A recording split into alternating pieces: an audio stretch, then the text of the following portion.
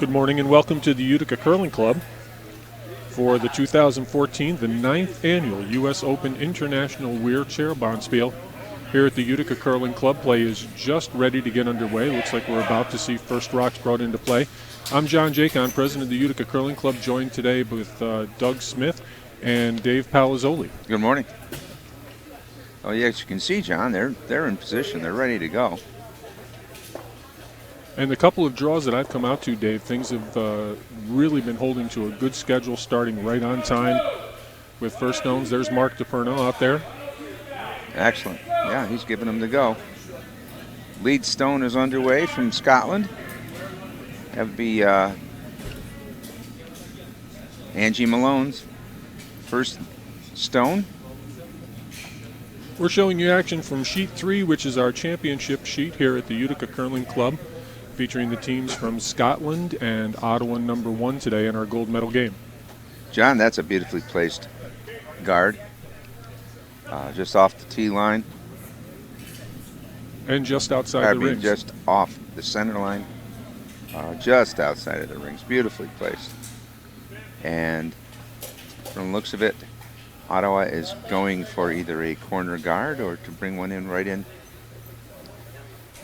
and start the game for them. What's your thought, John? Guard or in? From the play that I've seen, David, earlier this week, I'm going to say that they're trying to bring this stone in. It seems like the strategy that I've seen so far is to really mix it up early. This rock is going to stop short of the house, and we will get a corner guard out of this. So you think stones in play right from the beginning? Stones. Absolutely. And, gee, you're correct, John. Stop just short of the house. Just off the 2-foot line, so guarding a corner of the 4-foot and guarding a good deal of the 8-foot in the center of the house, as well as having the 12-foot guarded right behind it. Well, I'm sure that as teams have gone through the round robin section earlier this week, that they found out that the ice it's good speed ice, it's 24-second ice, but not a lot of curl, maybe not the 4-foot curl that they're used to seeing at some other facilities. So I think that's going to change their strategy a little bit, where you may see more rocks in the house early, especially for a team without the hammer. Try and get right into the 4-foot earlier and then play the guard, rather than try and bury one around with stones that aren't curling as much as you'd hope. Well, Angie Malone's second stone, I believe they were going for a tap up. She might have been a touch heavy. She went to the outside of the guard and the stone tracked right by. So where we're sitting right now is Ottawa is throwing a second draw, probably trying to get behind their corner guard. And Scotland has their center line guard up. So many times you see a team without the hammer throw up that corner guard just automatically, and then never try and take advantage of it by bringing a rock behind it. Yeah, they put it there as it seems like I'll use it, it's like a threat, and then they continue to play the end as if it wasn't there. Nicholson's draw went in nicely. He's sitting just top 4, not behind the corner guard. Jim Galt playing thrown second stones for Scotland has been asked to remove that draw. I'm sure they'd like a little roll to one side or the other. Absolutely. Keep play right there in the 4-foot. Yeah. Get things in a defendable position, so to speak. That's a good-looking rock. Beautifully thrown. They throw quite a bit of handle, too. You certainly got a good track on the stone when you have a good handle and a good release. Now, would you explain to us, I see Doug Nicholson going out there throwing a third rock. What's that all about, John? Well, Ross Nicholson. The Ottawa 1 team let me know this morning that one of their team members unfortunately had a death in the family and needed to return back up to the province to take care of family business. So they're out here with 3 today. Okay, so apparently weren't able to come down with an alternate for the event. So we'll be throwing 3, 3, and 2. Okay.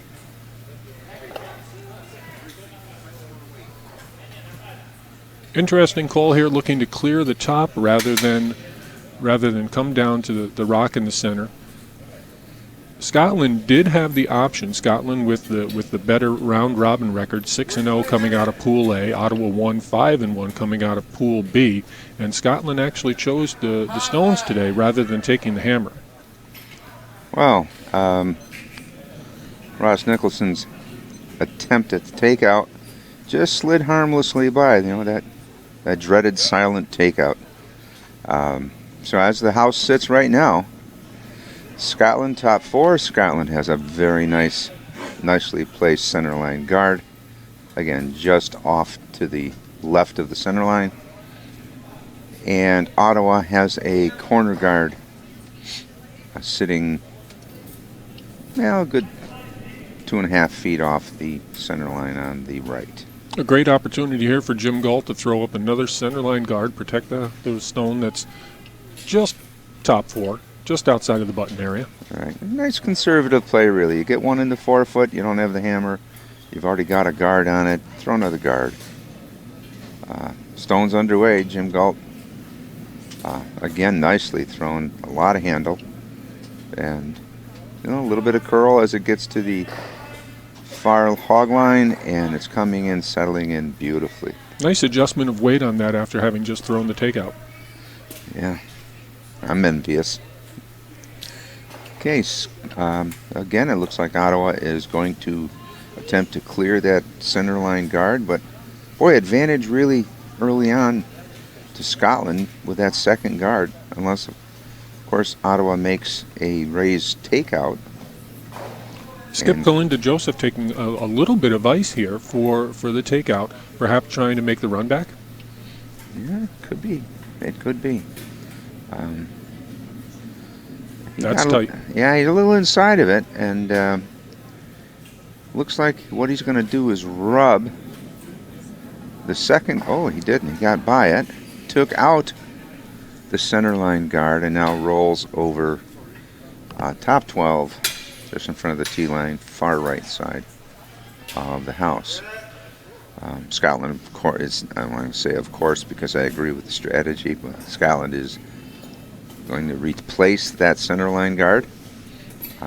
They can be a little less careful with it now. Really, anything that goes up there and sits fairly tight to the center line on the left side is really going to make a beautiful wall for Scotland and a very tough shot for Ottawa.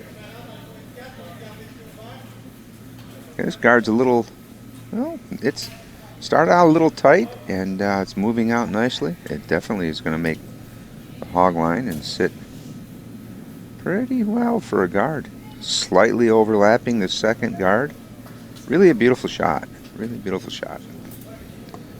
So the house sits now. Scotland top 4. Scotland 2 well-placed guards guarding the stone in the top 4. And Ottawa now definitely looking to rattle those stones around the front.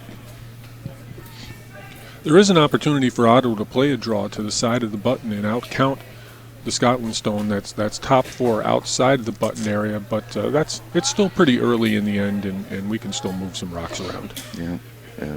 I think the ultimate goal when you have the hammer is figure out how to get 2. So making a hole in the front, it's going to give them an opportunity with that one biter over on the top 12 on the side there to be sitting 2. So I think they'll probably want to make a hole.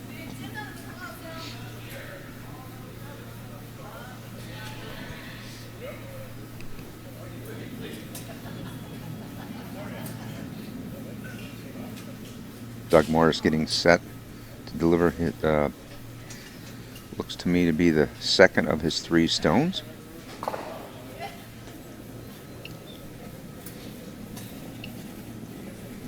And again, Kalinda Joseph just calling for a stone to remove either one or both of those guards.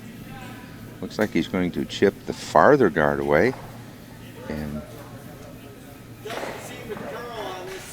his stone proceeds across the house and bumps against their stone in the 12-foot, pushing it just to the tee line, halfway between the 12 and the 8. So, again, Scotland sitting shot in the 4-foot. And Ottawa sitting second shot now, rubbing the 8-foot on the far right side of the house, right at the tee line. Scotland calling Gregor Ewan, I believe, to replace that guard.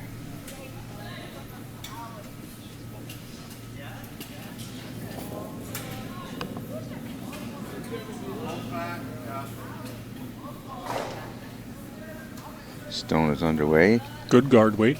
Good guard weight. Crossing the far hog. Needs to curl a touch. Yeah, floated that one out just a little bit. It's gonna be an opportunity here for Ottawa to either draw straight down onto the shot rock or, well, that's there's good separation there. There's no double there, Dave. No double. And Kalinda seems to be, well, she's contemplating what she wants to do.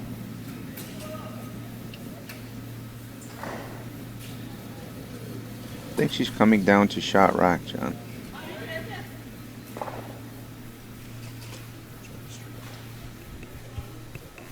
So here we have Doug Morris delivering his third of his 3 stones. And he's definitely going to make contact with something blue down there. It looks like he's going to get shot rock out, probably roll out as well. Now the way the house sits is Scotland top 12 to the left of the center line, and Ottawa shot rock in the, as I said, in the junction of the 8-foot and the 12-foot over on the far right side of the house. Tee line deep. So here's a first of many decisions. Do we draw? Do we rub and try to sit 2? Do we go over and take out Ottawa's second shot rock and essentially trade and force Scotland and force Ottawa to take 1? So I think with the wall of stones that you've got in front of the house now, Dave, the shot is probably to just draw down into top 8 so that any hit that Ottawa elects to play is going to be outside, not shot rock. Right. Not out counted. I see what you're saying. Well, Eileen Nielsen's getting set to deliver the first of her 2 blue stones. Although with that broom placement, I think they might just be guarding shot rock here. You know, it's hard to tell from this angle which stone is shot rock. I would guess you're correct. Okay, she has thrown something that is guard weight, out turn, and that's going to over curl. If it has enough weight, it's actually going to touch the rings and definitely create shot rock out of that Scottish stone that was formerly in a 12-foot. Now the house sits Scotland, shot rock in the 8-foot on the left. Ottawa second shot with a stone position half 8, half 12 on the tee line at the right. And now Scotland has another stone in the house, just full 12-foot, not really covering shot rock. So Kalinda will definitely need to pick up the weight on this. It's a tricky shot because depending on how much curl we get here, the guard that's just off center line could come into play. I think you're right. And, you know, first end, the reading of the ice is still a little vague. It's not quite as sharp as they'd like it to be because they're still learning all the paths. Stone's underway, though. That's good weight, but moving hard to the left. And she's going to get a touch on... Might make the double. She did take out shot rock. Now she's rolling. She's making the game interesting, that's for sure, because now Ottawa has 2 stones in the house. It's about as far apart as you're going to ever have 2 stones. One on the, as I keep saying, on the far right, and now 1 full 12 on the far left. Scotland's 1 stone in the house is full 12. If you would like to say about 2 feet off the center line. Certainly an opportunity for Ottawa to take a multiple score on this end. It is. I think Eileen Nelson is now considering taking out Shot Rock, trying to sit for 2. At least make it hard. But right now, Ottawa's got a darn good chance of scoring a deuce in the first end. And as you all know, when you have the hammer, that you want that deuce. Okay, stone's underway. Tracking nicely. Oh, it's beautifully thrown. Is there enough weight to clear it all the way through? Don't know, but it may be just a beautiful Going to get a fantastic tap roll. back. Oh, yeah. Well, and, yeah. Okay, folks, to give you an idea now what just happened is Eileen Nelson's stone bumped Shot Rock so that it's just biting the back 12. Her stone is partially guarded by the corner guard that Yellow put up way back on with her first stone. And then over on the far left side of the house, we have a Scotland stone and an Ottawa stone, both full 12. Can't tell from here who is sitting second shot. But I will tell you right now that Kalinda Joseph is going to try to remove the stone just thrown by Eileen Nelson and score at least 1. Boy, if this is indicative of the whole game, we're going to have some fun. There's a lot of stones in the really house. mixing it up here. Beautifully. And once they learn that, they get a little used to the takeout, the in-turn takeout on the left side of the house, things will really start becoming much more difficult for either team. Nose hit has the potential for 2 here. All right, stone's underway. Needs a little curl, but it looks like it's going to make contact with Shot Rock. And, Finishing nicely now. Can they hold it there? Beautifully. Finishing beautifully. And just a little too much roll. Hey, Doug, so what's it look like there? Does it look like blue sitting shot or yellow sitting shot? Not sure from our vantage point here, Dave. So we'll have to wait for the score. Yeah.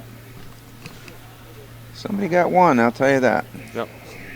I'm going to guess yellow, but again, our camera over the house that you're seeing here on the feed is slightly in front of the rings Right. from the overhead position, so hard to tell.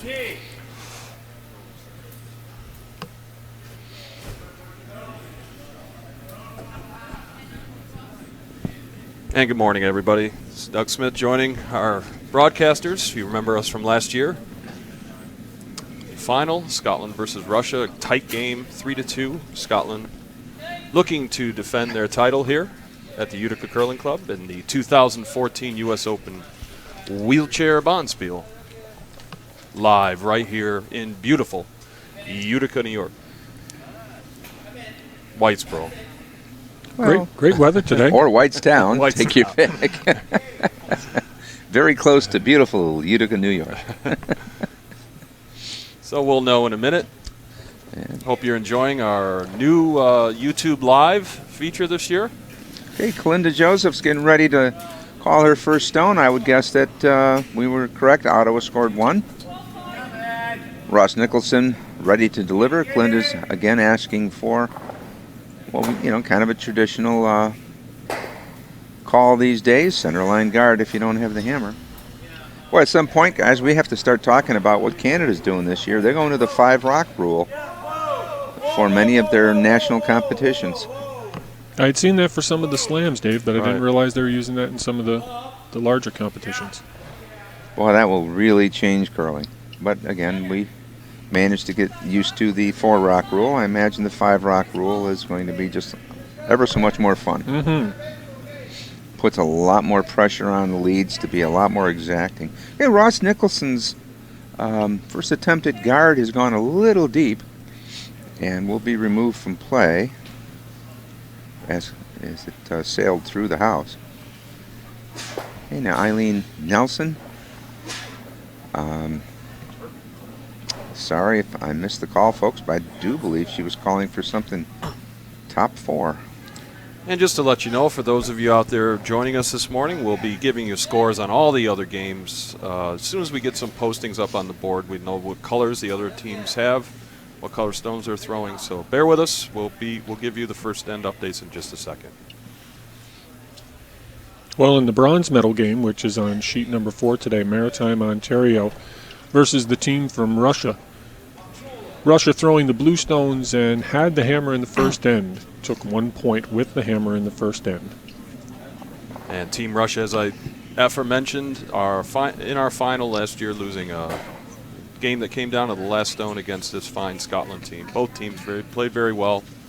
And Russia are the reigning Olympic silver medalists in Sochi in the Paralympics. Scotland skip Eileen Nelson had asked for a top 12 stone on the outer rings, and the stone is sitting in the 8 foot off to the side. Not sure if her call was a corner guard or if a call was you draw into the house. As I said, I couldn't see with the skip sitting with her back to us. It's hard to read their body language in terms of what they're asking the player to do. Ross Nicholson is now going to attempt to take that stone out and most likely leave a yellow Ottawa stone in its place.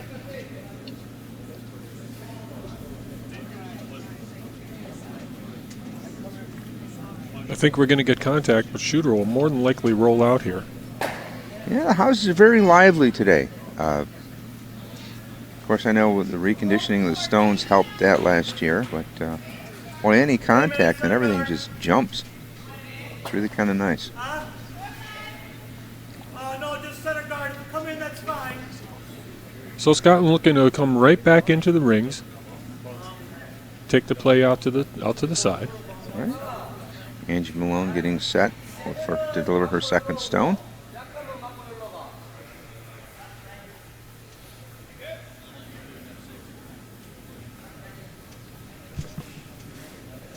"14 teams participating in the Bonspiel this year, Dave. I think that's a record crowd." Well, I hope they enjoyed it as much as we enjoy watching it. It's some fine curling.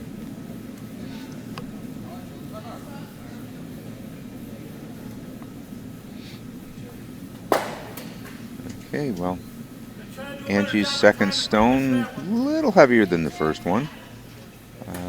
Crosses the tee line. Looks like it's going to nestle just full, in the back 8, nibbling the 12 foot.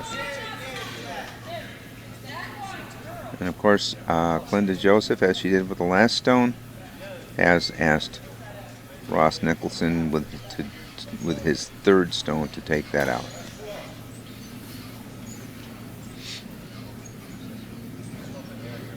So do you see this as a little more conservative call than drawing down 2, Dave, or using that one as a backer, maybe putting one top 8?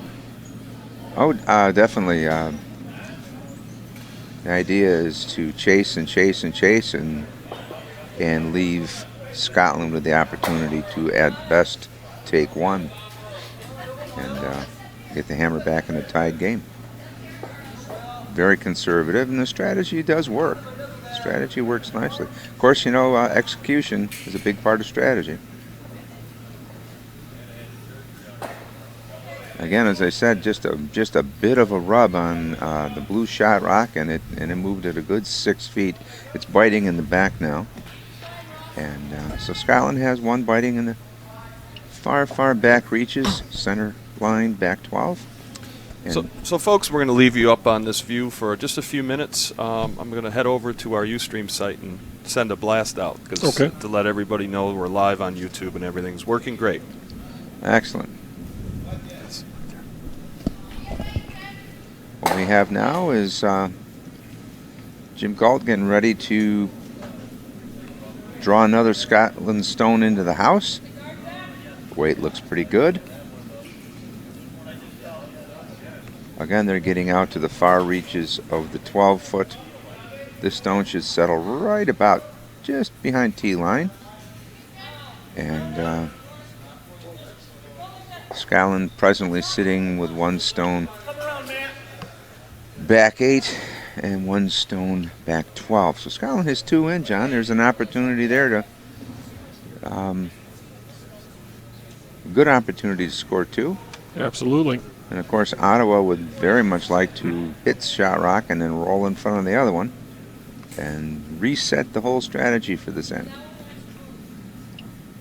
Now it'd be Doug Morris down there getting ready to throw. Okay. Line looks good. Looks like a beautiful shot. And as I said, they're hoping to. Nice line. Okay, he's removed shot rock, gotten a little roll to almost to the center line. That's a nice play. It's a beautiful play because it's going to, even if Scotland makes a nice shot here and you know, they're fully capable, they will now have both their stones kind of tighter, you know, grouped together, leaving an opportunity for an upweight double or some other end altering shot.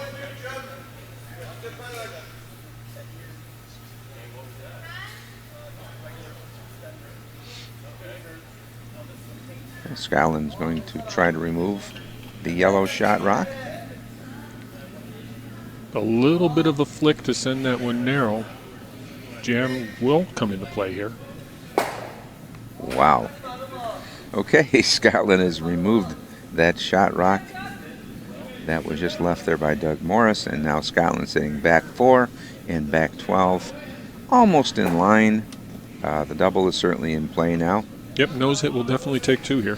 And as I said, getting those stones tighter together was a big advantage for Ottawa, and it has worked. And we'll see if they can take advantage of that strategy.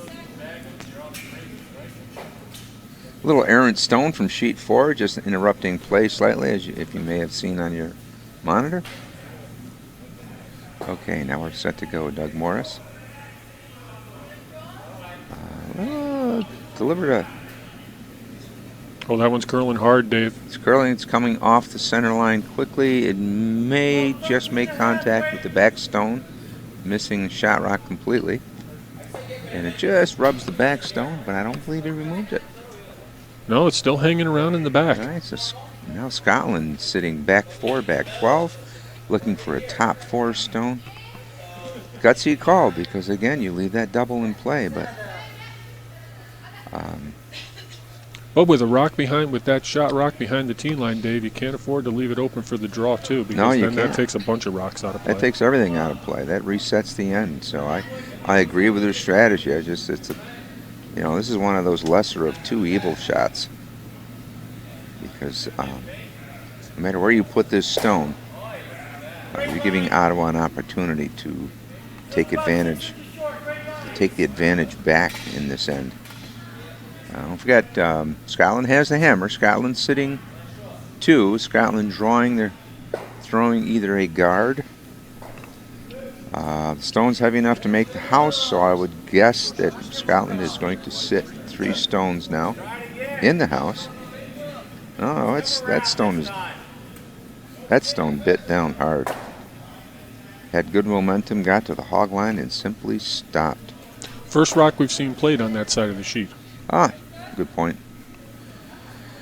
And just as you predicted, Ottawa is signaling, Kalinda Joseph, the skip, is signaling a draw 2.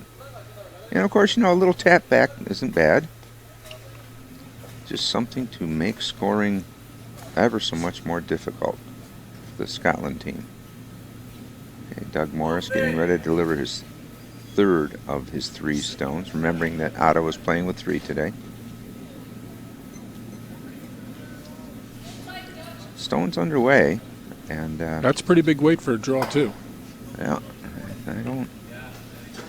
going to contacts, take out shot rock, roll out as well. Really leaving Scotland with the opportunity now to draw behind the guard they just threw, and again sit 2. And still leave the 4-foot open for Skip's last rock. They still have the 4-foot open, so it's if we were to call it like a tennis match, advantage Scotland at the moment.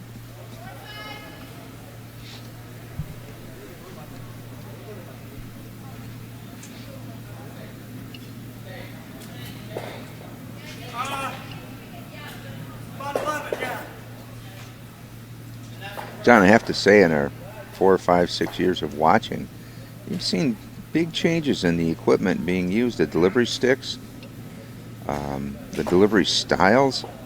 I mean, they have really morphed, if you will, into a very technical looking delivery stick. Beautifully thrown draw by Gregor Ewan. Scotland now has stone fully buried behind a long corner guard. I don't think I've seen anyone this year, Dave, actually reaching over to the side of the chair to deliver the stone by hand. We used to see that occasionally. And some of the delivery sticks are 8, 10 feet or more. Yeah. I wonder when they'll get to that point where they start limiting the length or making some other change. But you're right, now the delivery sticks stand a good 6 feet, 8 feet. I noticed the Russians seem to have the longest ones. Yes. As I did notice last year, the Russians had have a few more features on their delivery sticks that show a real technical expertise. Okay, Glinda Joseph discussing strategy with Doug Morris here. Kind of a tough play here.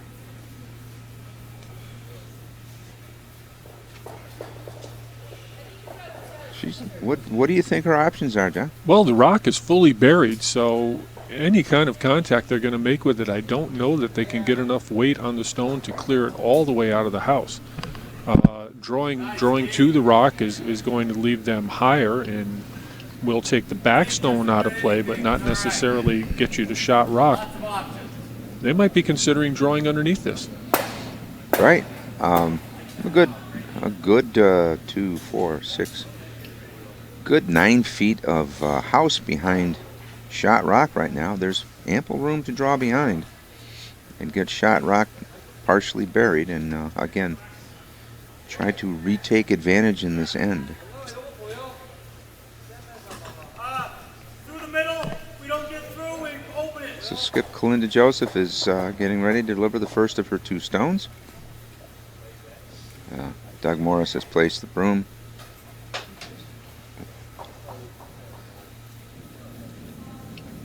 That look good. You want to go less? Stone's underway. Okay. Good amount of weight. Yeah, this is hit weight. Good amount of weight. It's going to it just gets by the guard. gets by the guard, takes out shot rock. Remains to be seen if the stone will stay in the house. What a wonderful shot. Okay. And I didn't think it was possible to get to that rock, Dave, and hold the shooter. she has a pretty good smile on her face right now. I think she got the results she was looking for. But, you know, Scotland has the hammer. Scotland has a biter in the back 12. Ottawa sitting shot rock. Back 12 as well on the left side. So if they do trade and stick, Scotland is on track to get 2 here.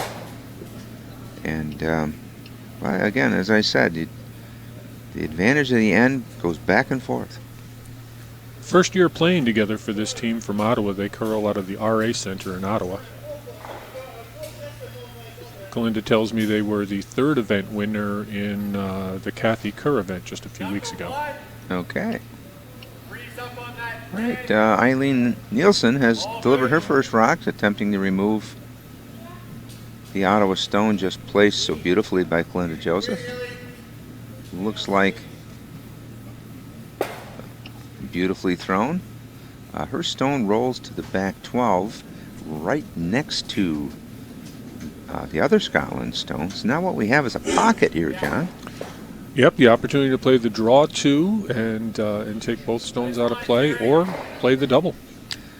Okay, before we see it, what's your thought?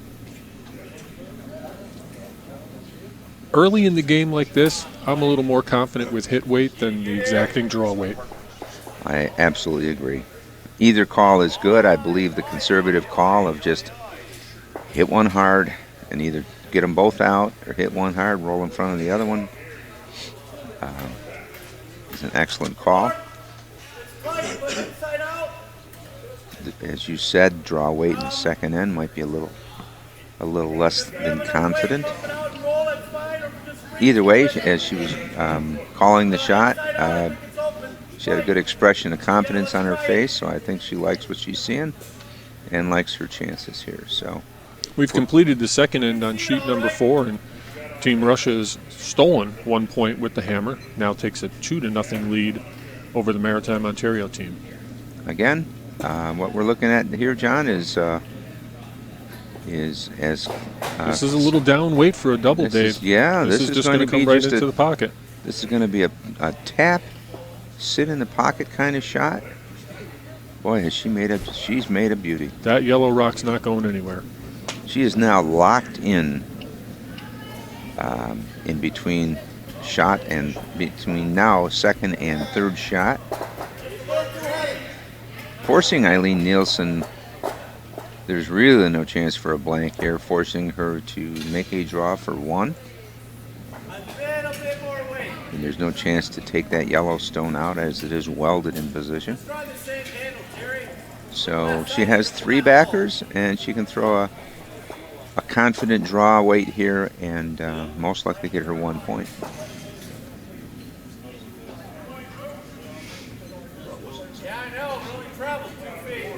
Her stone is underway. Eileen Nielsen's has thrown a confident, as I said, a confident draw weight stone.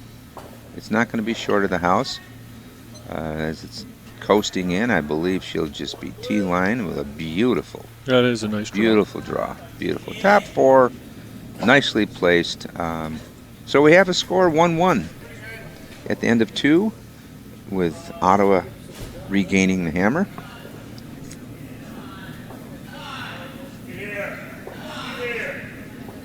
As John told you, Russia playing its usual tough game. Has taken the first 2 ends on sheet 4. Some of the other games going on across the sheets, the game for what would be 5th place in the event on sheet number 2, the 5-6 game features Team USA 2 versus the Korean team. Sheet number 5 is the 7-8 game, USA 1 versus the team from Quebec. Tough week for Team USA 1, finishing the round robin 2-4 out of Pool A. On sheet number 1, Nova Scotia taking on Team USA 3, and on sheet number 6, our 11-12 game, USA 4 versus Toronto.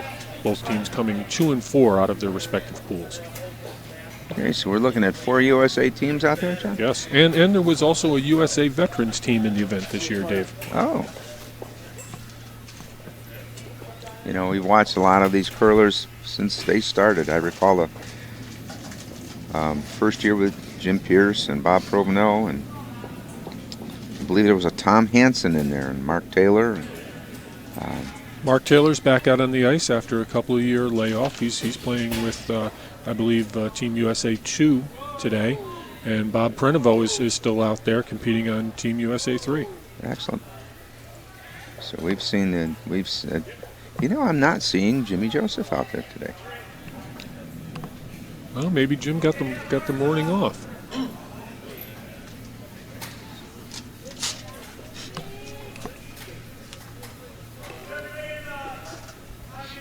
So, John, we'll be on the lookout for some colors as well on the teams as we have the scoreboard up to date.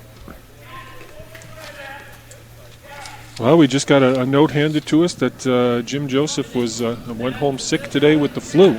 And I can tell you, I saw Jim yesterday and Friday night. And what an Iron Man that Jim Joseph is. Played 3 draws in this event Friday, and then was down here for our regular Friday night mixed competition, as well as Bob Prenovo and Mark Taylor, all out here just to play 4 games in a day.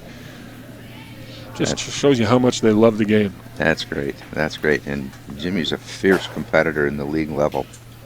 He's just an absolute deadeye.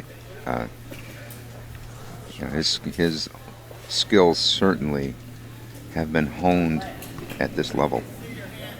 They all play well. It's a lot of fun. So on sheet number 1, Doug, Team USA 3 is throwing the blue stones. Okay, hold on one second. USA 1, No, sheet number 1 is USA 3, throwing blue stones. throwing blue. Okay. Okay, Ottawa has thrown their first lead stone into the house, and Angie Malone is removing it with the first Scotland stone.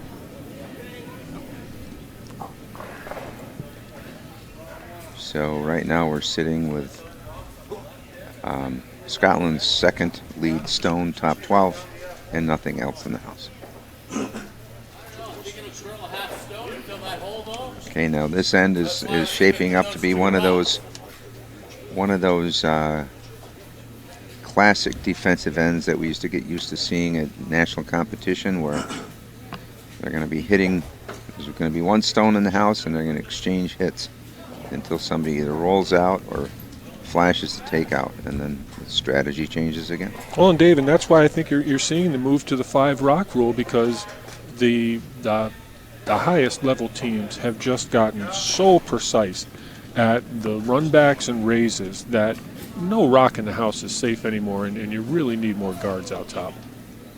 I have to agree, because it's more fun to watch a game when scoring is happening than just you can not actually have to watch, just listen and hear the takeouts, and you know that there's not going to be any scoring that end. Okay, Ottawa's right on the nose. Ross Nicholson's takeout sitting exactly in front of the house, maybe just rubbing the 12-foot. So Scotland Eileen Nielsen is asking Jim Galt to remove it and roll a little bit to the side. Yep.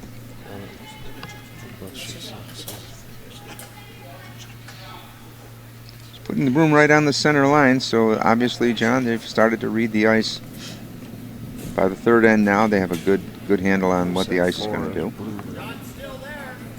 So Jim Galt getting ready. Eileen has her broom down. As I said, the ideal call here is a takeout and a bit of a roll to the left side of the house, just to change the angle of the shots. And that's firm takeout weight. And it's firm. It's holding the center line. Now it's starting to curl. It looks like a nose hit. Gee, a nose hit. Oh, that's the flop you called for, Dave. Yep. You have to wonder now, what's the call here? Because they have a beautiful center line guard. Ottawa has the opportunity either to draw around that or to hit that and roll to the side themselves. Yeah, it looks like the initial indication was for the hit and then roll to create a corner guard.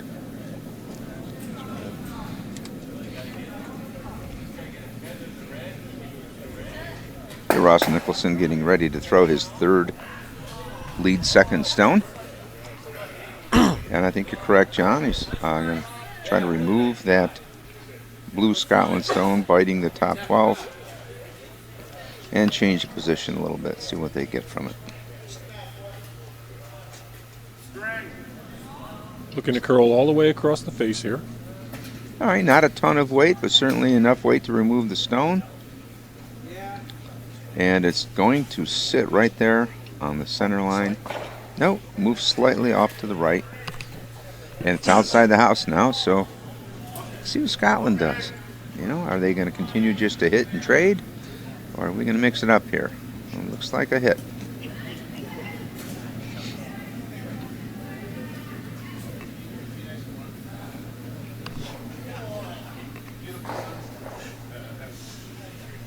John, are the games being timed? Is there a time element here? I'm not aware of a time element. I'm sure Okay. if there were, we'd see some clocks up here behind the glass. All right. Well, I do see a couple, officials down on the ice. They may be, I just don't know if the time is coming into play here or not. Okay, Scotland throwing a attempted hit on the yellow Ottawa guard. Stone tracked a little bit, didn't make contact with the guard, so now Ottawa has a stone guarding off to the right of the center line, guarding the 4-foot. And looks like Kalinda is asking for a split. Get 2 stones in the house and start setting up for her deuce. That was the indication. I think you're right there, Dave. And of course, with the right weight, you get a beautiful split. If it curls a little bit, you get a nice raise. If you go by, then you get a nice draw. So it's a great option shot. Stone is underway.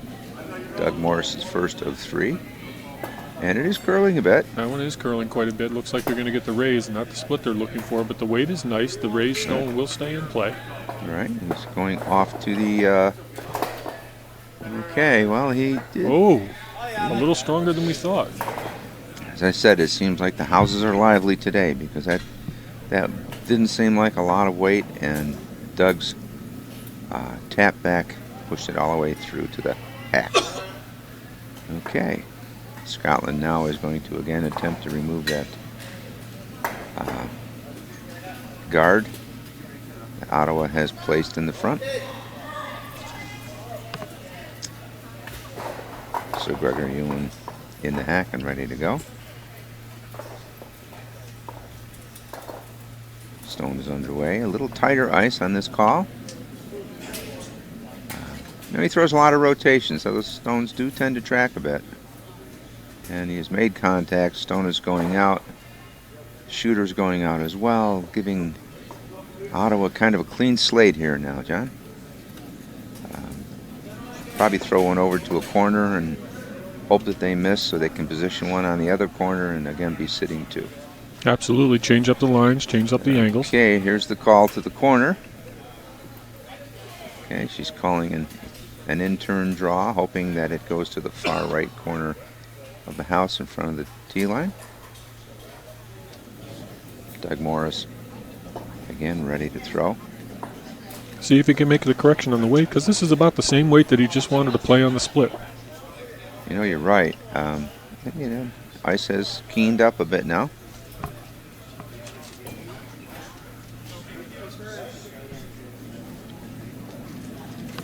Stone is underway.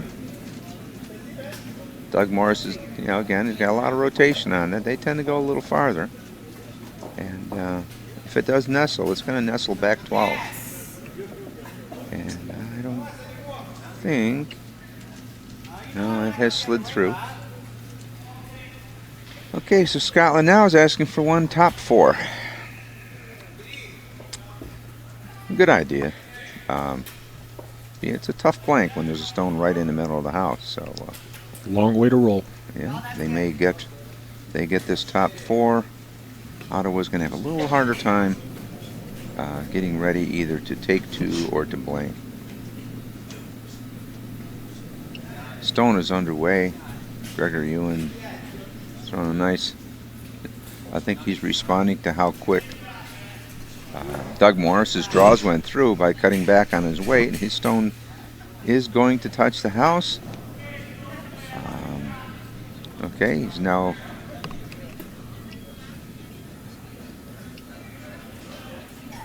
Wow, that one checked up hard, Dave. It checked up. It had plenty of momentum at the hog line and has stopped probably 12 inches outside the house.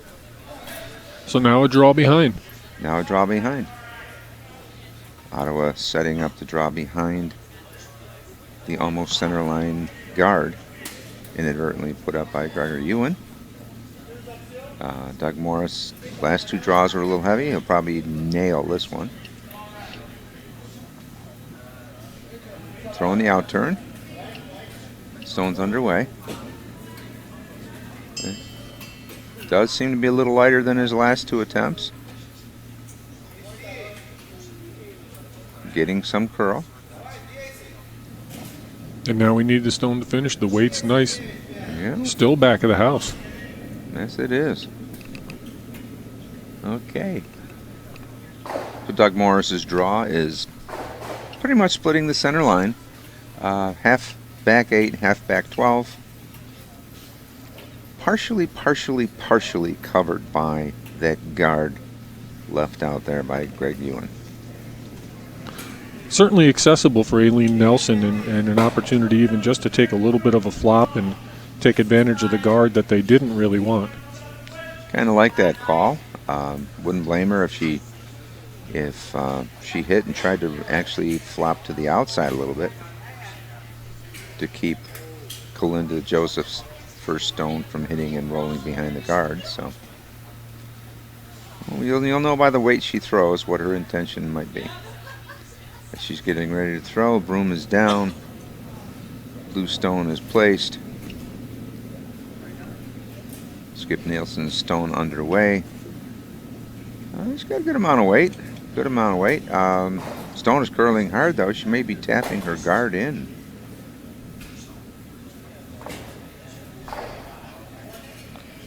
Looks like they're both going to split off. Oh, and tough. Left herself in a tough spot now. Now we have Ottawa sitting back 8 back 12 and getting an opportunity to either guard or split the house. Broom placement's calling for a guard here. They're going to keep playing the center of the sheet. Beautiful. You know, if she gets that guard nice and tight, she'll have an opportunity to roll it in with her last shot for a possible 3 if things work her way. So it's a good call. Yeah, touching the 12 is not a bad call here.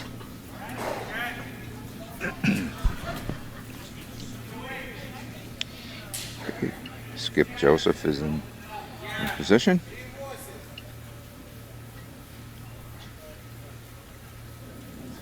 Championship Yellow Rock underway. So John, as president of the club, tell me, why are these yellow stones, all the other sheets are red and blue and yet sheet 3 is yellow and blue? What's the significance of that? Well, I don't know the significance of yellow, Dave. Well, as a club president, you should probably know that. I know that former presidents are all engraved on those rocks. That's right. But why we chose the color yellow, that I don't know. Just to be different. Simply, the yellow stones are our commemorative stones. And yes, as you said, they are all, each stone is engraved with the name of a former president. And what a history of presidents here. If you take a look at some of the pictures on the wall of former presidents of the Utica Curling Club dating back to 1896, you see some of the business and industry leaders from Utica throughout the years. It's just an amazing roster. It's always great to read that history. Arguably the second oldest continuing operating curling club in the country. Yeah. Milwaukee being first. Okay, Eileen Nielsen's second stone is underway. She's attempting to draw 2, get behind the front. Weight looks good. Oh, it looks like it's going to be a dandy with a little bit more on that stone.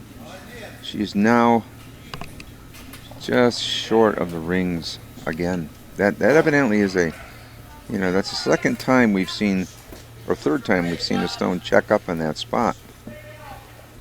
So maybe it's a tale of two sides of the sheets, because the right-hand side of the sheet, as we look at it from down here behind the glass, seems to be running a little bit faster. Seems to be, and to support what you're saying, Kalinda Joseph has decided to throw her draw for 2 on the right-hand side of the sheet. Her stone is underway. Hammer stone in end number 3. Ottawa going for 2. Looking good. If it doesn't check up at the end, it's still moving, so I'm not going to anticipate till it hits the house. And it hits the house beautifully. Ottawa now takes 2 with their last stone. Very nice shot by Kalinda to take the lead, as Dave just said, and we're going to be getting you up to date on all the scores in just a second. Hang tight.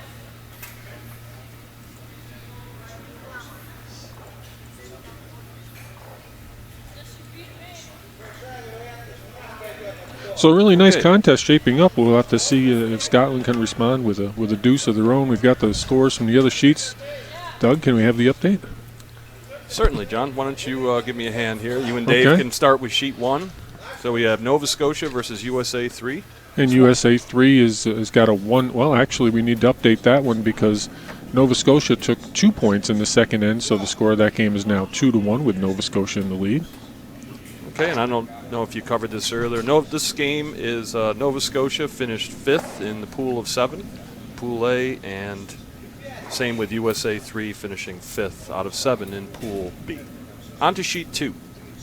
Sheet number 2 features USA 2, which finished 4-2 out of the B pool round robin against the team from Korea, which finished 4-1-1 out of Pool A, and Korea now jumping out to a 4-2 lead after giving up the steal in the second end. 4-2 now after 3 ends. So, a question for you two: did Korea actually come a little early in practice? Oh, Korea came Yes, very they did. early Okay. and did a lot of practice. Okay. Didn't see that on the schedule this year, so. And what, I saw at least two practice days scheduled in, so I would have to say that Korea came prepared. And you, John, you said they were 4-1-1. 4-1-1. I guess practice paid off there. That's Yeah. a Yep. pretty healthy one-loss record in any competition. They were actually here. They started playing. Oh gosh, tail end of last week, over the weekend, where they were taking 2 sessions a day. So really acclimated themselves to the ice. A couple of the other teams also took advantage of a couple of days of ice prep prior to the event to get some practice time in. I know Team Russia was down here. Team Scotland was down here for a couple of practice sessions. Well, I know Korea spent some time here last year. Last year, I believe they had 2 teams here. So I have to say they're probably getting fairly familiar with the Utica, greater Utica area, and hopefully they're enjoying their stays here, and they'll recommend other people come here. Okay, back to the game on Sheet 3. Ottawa placed a beautiful center line guard with their first stone. Skip Eileen Nielsen has asked Angie Malone to draw to the far corner. As you're facing the house, it'll be the left-hand side, and she's made a beautiful draw just behind the tee line. Almost full 12, just the corner of the stone peeking into the 8. Now, decision time already, and looks like we're going to have some conservative play here. Glinda Joseph asking for a removal of the draw just thrown by Angie Malone. And would love to see the long roll here. Oh, I'm sure. Just to give you an update, Dave, Sheet 4, our bronze medal game, with Korea playing Maritime Ontario. Russia now on the board, taking 1 point in the third end, but they still trail the team from Maritime Ontario 2-1. Right. Now, Russia is blue in that game? red. Oh, no, I got that backwards. Okay. You're right. Yeah, Russia maintains the lead. Right. Okay, John. Russia is blue then. I'm sorry. Okay. I had that wrong on the sheet. We'll fix that. Okay, Ross Nicholson's takeout did make contact with Shot Rock, but didn't change its position much at all. Just moved it full into the 12. Eileen Nielsen's now asking, I believe it's Angie Malone again, to draw in front of the stone she just threw, kind of stacking them up over there. I guess, as we saw, she's going to go aggressively go for that 2 right from the get-go.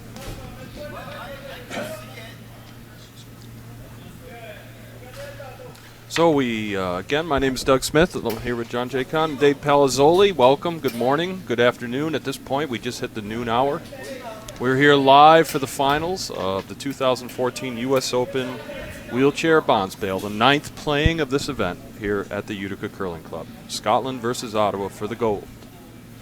And at the 4th end break, we will be discussing, try to go out and get all you Ustream guys over to our new channel. I think this is a permanent thing. The way I'm very happy right now with the quality. And so this could be our new permanent home here for web streaming at the club. Well, welcome everybody. Hope you're enjoying. Feel free to send us a comment via YouTube, and please subscribe. All you need is a Google account to subscribe. Pretty much everyone has a Google account. I mean, by this time, as Roger said, Google will on their way to. It's a wonderful thing they just offered to all people with a Google account in good standing. You can have a live streaming feature. Well, I know that I'll appreciate the games being on YouTube. Nothing wrong with the Ustream feed itself. but being an iPad user, I wasn't able to view any of the archived games. Right. You can only see the live stream on the OS platform. So looking forward to being able to find everything on the YouTube channel. Yeah, as Roger said, pretty much every device in the world has a YouTube app, right? Yeah. Because it's the most prevalent. So, and all these games brought to you commercial free. Thank you to the good folks at Google. That is nice. It's wonderful. I mean, it really is. So far, so good. I mean, so hope you're enjoying it. Please send us a comment. If you're enjoying the broadcast, let us know about we'll be glad to respond. Seeing on YouTube. Okay, so we're telling them what's happening. We're seeing people there. This is here, right?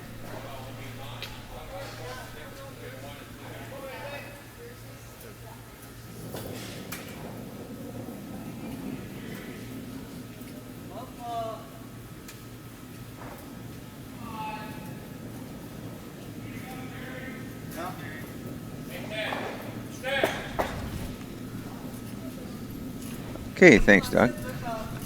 What we have right now is kind of a house clearing shot just thrown by Jim Galt, with the result that Ottawa has a center line guard and one stone out of the rings but still in play on the back line. And Ottawa is delivering, Doug Morris will be delivering the first of his 3 stones. And Looking for a tap up. yeah, looking for a tap up. Again, you get those option plays. Tap up, split, draw behind. It's all there. Doug struggled a little bit with draw weight last end, but I would imagine that he'll make his adjustments and things will go well here. Doug setting his stone, readjusting his stone a little bit. And those stone setters are doing just a great job. I don't know how their backs can take it. I mean, they bend over and move a 42-pound stone 16 times an end, 8 ends a game. I mean, you know, I can do 128 bent over 42-pound lifts. It's got to take its toll. And just to stand out there on the ice, you know, normally when we're out there playing, we're moving around quite a bit. The body gets warm. Okay, Doug Morris's draw weight stone is underway. It looks like they're going to get a touch. I can't tell you right now if it's going to tap a center line guard into the house, but definitely going to touch it. And hasn't changed the position of the center line guard. It just came up to it. But those rocks are a danger to Scotland, so they're going to look to remove. Right. The rocks are slightly offset. The double is possible. Gregor Ewan getting in position. I think right now Scotland would be very happy with a blank this end because you know, things just aren't stacking up for them the way you would hope they would to get a 2 in play. So Ewan stone's underway. It's going to get in a good chunk of the front stone. The angle is still pretty nice. He may, in fact, clear them both, John. Just needs to run a little bit. Oh, we're going to get a jam on the back stone. Unfortunate. Okay, let me give you a house, the way the house sits now with Ottawa back 12, half back 12, half out of the house. And, of course, Scotland sitting as a center lane guard and Ottawa planning on drawing behind it. Keep the pressure on Scotland and force them to take one, force them to attempt to take one. Well, and now Scotland has an opportunity to use the guard that they attempted to run off as a corner guard over on the left-hand side of the sheet. Right. So, okay, Doug Morris. See, Doug's got quite a Stetson on today. Like the style. One of my favorite hats. Okay, Doug's draw is underway. Weight's pretty good. We are getting a little curl, John. We're probably seeing 2.5 feet. About that, yeah. Okay. Doug Stone contacts the blue guard in the front. And just a little soft again. Yeah, as you were saying. Scotland now can take advantage of a couple guards, John. So, And we were talking about YouTube before, and one of the things, the great things about the web streaming is the free recordings, and YouTube will have those for life. Ustream and Livestream. Some of the other services for the free accounts only hold them for 30 days.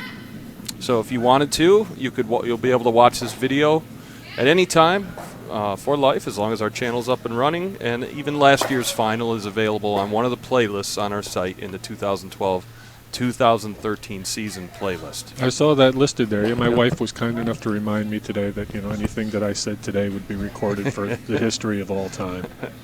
well, thanks, John. I'll keep that in mind, too. With any luck, I won't say anything that's that regrettable, but you never know. The And game's still early. our recording views are going to go up just because it is YouTube. So many people, millions of people around the world on that website. So another added benefit to being here. Okay. Are we gonna get a little bit of a split here, Dave? We're going to get a tap in. Okay. But still, no Scotland stones in the house. Right. All we have right now is one lowly Ottawa stone in the back 12, and Ottawa with the opportunity now to draw behind any one of 4 guards. Doug Morris delivering the third of his 3 stones. Looks like Kalinda prefers to keep this one just on the top of the rings, Dave, to cut down any kind of draw 2 opportunities and keep any hits off of the rings. Right. And I don't know if I'd be leaving that blue stone there where there's one blue stone off in the front that is easily raisable. It's in a position to be raised or split nicely. So, I think that this stone, kind of a dead handle on this stone. Yeah, I think that's good. May work out if it picks up the right handle and may draw in nicely for second shot. Okay, Doug Morris's third stone is full 12 behind the tee line. Eileen Nielsen's decision now. Clear the front or try and bury. Looks like she's setting up to try and play more of a clearing shot again. Well, maybe looking for a split of her own. Push the front blue guard in and roll behind the guards.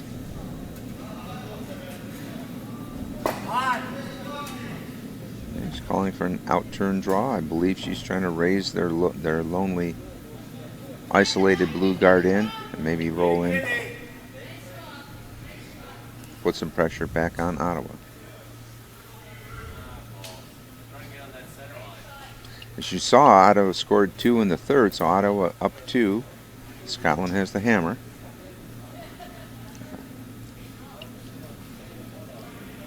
Stones coming towards us. It's a little soft for the split, Dave. Yeah. Yeah,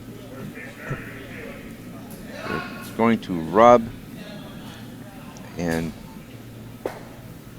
okay, just maybe biting the top 12 now. 2 stones in nice position for Eileen for her 2 shots. And I would guess at this point, Kalinda Joseph is probably thinking about a removal. Because really forcing Scotland to take 1 here when you're up 2 and getting the hammer back is a pretty good state of affairs to be in. Absolutely. Just looking at the angles to make sure that they keep the running rock on the right side of the rock they're trying to hit, so that they take away any chance of a jam in the back. There are a couple of yellow stones back 12 that could come into play. Yeah, the jam has already worked against Scotland once this end when their attempted double of the 2 Ottawa guards in the front pushed 1 back where it jammed against an Ottawa stone that was out of play and resulted in a back 12 biter that has kind of plagued them the whole end now. Okay, Kalinda Joseph proceeding down the ice, getting ready to throw her first of 2. Again, Scotland with the hammer, but in a bit of trouble right now with 2 Ottawa stones in the house and 5 guards in the front.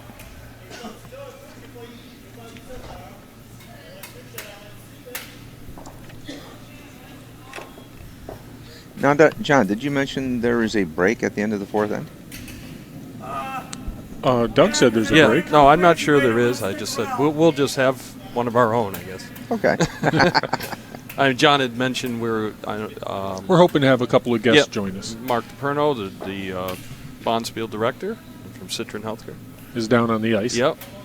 Hank taking care of the scoreboard. All right. Spoke to Steve Brown, coach from the USA team earlier before the game started, and offered the invite for him to come in. Yeah. What I was wondering about is who would. There was an article in last month's Curling News about wheelchair teams going to away Bonspiels and kind of a plea to not sweep against them. It was very interesting. They had some numbers in there. I don't know if that was Steve or if that maybe had been Patrick McDonald who wrote that article. I wasn't sure. We can ask him about that. I read that, and I honestly can't tell you.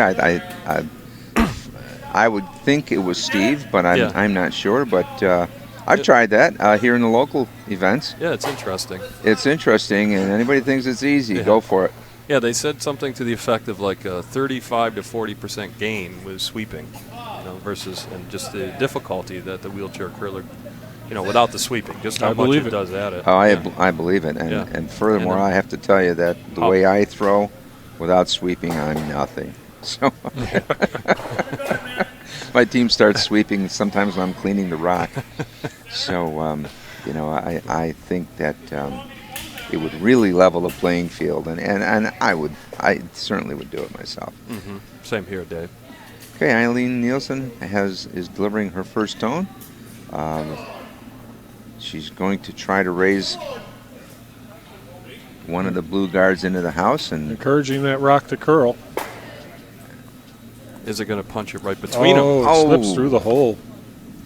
Oh, she made a beautiful raise, and it went through about the 36-inch distance between the two yellow stones. So, again, Ottawa's still kind of in the catbird seat here. There's 6 guards in the front. Ottawa has 2 stones. Really, in the if back. they could block off access to both these top 2 with a well-placed guard right here, right? Is that what they're looking to do? Sure. I hope. You can see better. Get us. Yeah, any rock touching that 4-foot line effectively takes away both raises. I believe you're right, Doug. I definitely at this point wouldn't be worried about taking either stone out because the best Scotland can do is 1, and as I said, then Ottawa gets the hammer back and is up 1.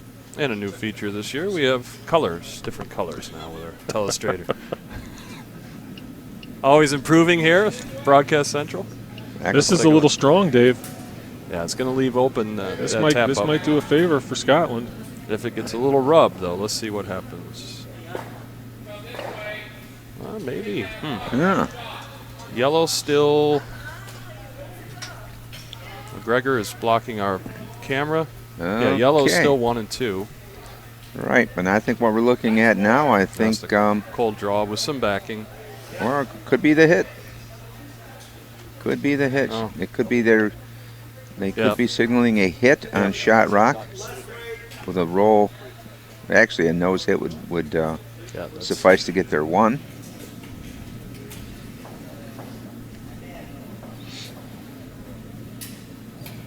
Is there a double possibility there? I don't see a double happening at this angle. Pretty skinny. Yeah. Let's get a better vantage point for it's the hammer stone in end number 4.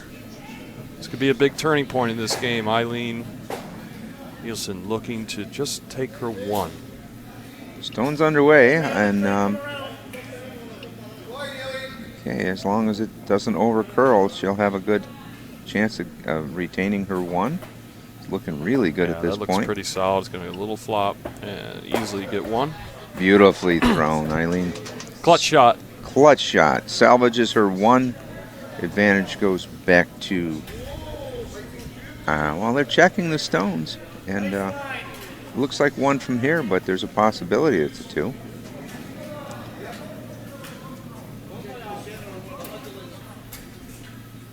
So there's a second look.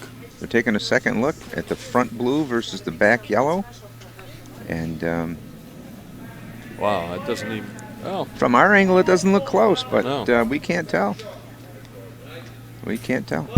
Looks like they're calling for a measure. Wow. Beautiful. Very interesting. Beautiful. Guys, Keeps I'm gonna that game tight. going to take this chance to step away. So maybe if I see, well, Mark's down on the ice, you said, right? And Steve's probably, there he is over Steve's on over sheet behind 5. sheet 5. Yep. Yeah. Yeah, Mark's over on the edge of sheet 1, but he's making way, kind of Come down and take care coming of the in this measure. direction. So, yeah, that's right. He does have to do the measure. So I will take, we know it's 1 for sure. Right. I've already So Ottawa has the updated hammer Scotland's back. tally. Right.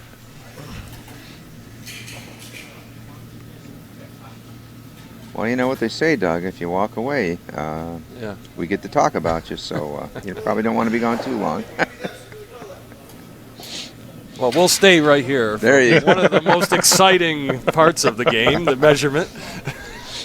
Folks, I want to take a minute to compliment Doug on all his Oh, thanks, amazing Dave. technical work. He's literally taken this entire project on with the positioning of the cameras and the linking and the streaming and everything else. The sound systems. Doug has done it all. Amazing amount of work. I don't know if any of you have ever done it, but amazing amount of work. And probably the only time you hear about it is when something doesn't work right. But Well, Stone's in an awkward position for the measuring device. yes, it is. Mark DePerno has evidently practiced because he's in there and he's getting the measurement done, It's about 13 and a half. trying to make it happen quickly and keep the game moving. I imagine the comfort level of sitting in a chair on the ice is probably a little colder than we're used to. So I'm sure he likes to move the game along as well as anybody else would. Okay, the measurement now, he's on the blue stone, and I believe blue scores 2. Wow. And Mark knows for the camera how to do it right, pushes the blue towards the middle, the counting stone. So So we have a tie game. At the end of 4, tie game. Ottawa has the hammer.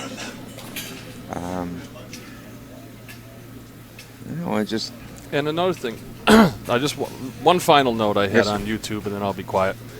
They have the ability to monetize these videos. So if we could get to about 1 million average viewers, we might be able to make about $100 a month for the club. So, but you can insert your own ads, local ads during broadcasts. You know, if people locally interested in advertising during our events, So all we need here is for one of our athletes to do something that goes viral. that's pretty much right. Well, Jimmy had the flu this morning. Isn't that viral? Or that's not what you're talking about? Sorry, folks.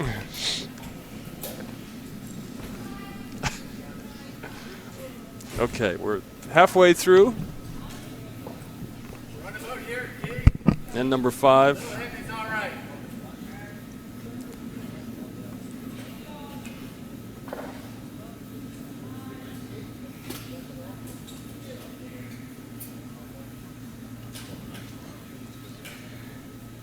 Okay, I'll keep it going for you, folks.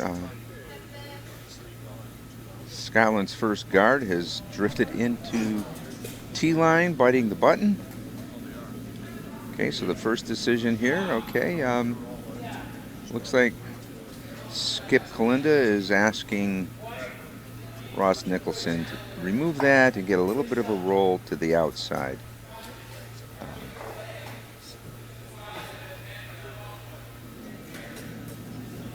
I would like, if I were Ottawa in this end, I would try to blank this end and get the hammer and keep the hammer for the 6th end. So if they play hits here and everybody makes their shots, they'll have that opportunity. Okay, Russ Nicholson's takeout is underway. So Dave, got a little update on how our format is working. Although it is scheduled as an 8-end game, there is a 2-hour limit. So at the end of 2 hours, that's the end that we'll finish in.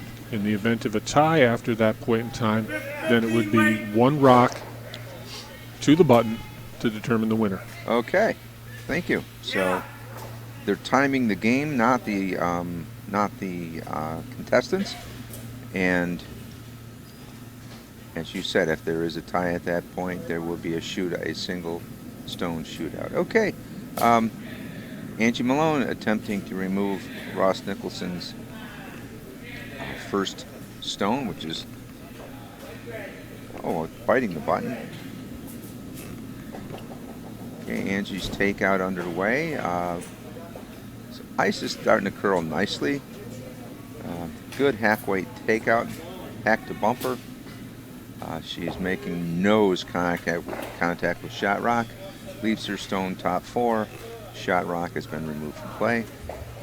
Okay, my anticipation of a house clearing end is playing true so far. Of course, that changes immediately if something rolls and sticks, or something rolls out completely. Okay, Ross Nicholson getting ready to throw another takeout on Shot Rock. Again, this is tried the side of the ice. It's a little tricky, John. They tend to Taking just about the same amount of ice Yeah. as Scotland just did for their takeout. Stone's underway. Nice weight. I started out a little tight, but it's tracking beautifully. Going to get a nose hit. And with every takeout, we move the rock Right, just Ottawa's a little now further full up 8. the house. Right, Ottawa's full 8. Jim Galt in position now. Hopefully, I'm sure to remove the previously thrown Ottawa stone and sit right there. Little tighter ice now. So looking to bring a roll into play, take the play away from the center line. You know, the way the left side of the sheet has been playing, it's a trickier side. The right side has definitely been a little bit easier to read. So they are calling tight ice, as you said. And I think she's compensating for the fact that the stones seem to track. One may just raise the second. Okay, Jim Galt's takeout is underway. Going to get a good chunk of that Shot Rock. And my guess would be sit full 8. That was a bit more weight than we saw in some of the other takeouts. Right, and as you said, that bit more weight carried the stone off to the left side of the house, full 8. Still only one stone in the house, and Clinda Joseph, I believe, is going to ask Ross Nicholson to take that stone out with his third shot at the end. What do you think, John? Is there an advantage to throwing 3 stones rather than 2 every end? I think it helps you dial in on your weight a little bit. Great line. That's beautiful. Much Yeah, I'd have to agree with you there. I know for me, I'd rather throw a stone than sweep a stone. As I recall in the game we played last week, John, you're pretty darn good at both. So anytime I see you on the other side of the ice, I know we're in for a tussle. That sweeping isn't, I've been told as a sweeper, I make a good skip. So. Okay, Jim Galt's takeout is underway. He's in that tracky spot on the ice again, though. Even with that light weight, his stone is tracking out. Now he's going to get a full half hit. He's going to get a touch, but not enough to clear. If it clears, it'll just clear, and it has not cleared. Okay, the end just changed, folks.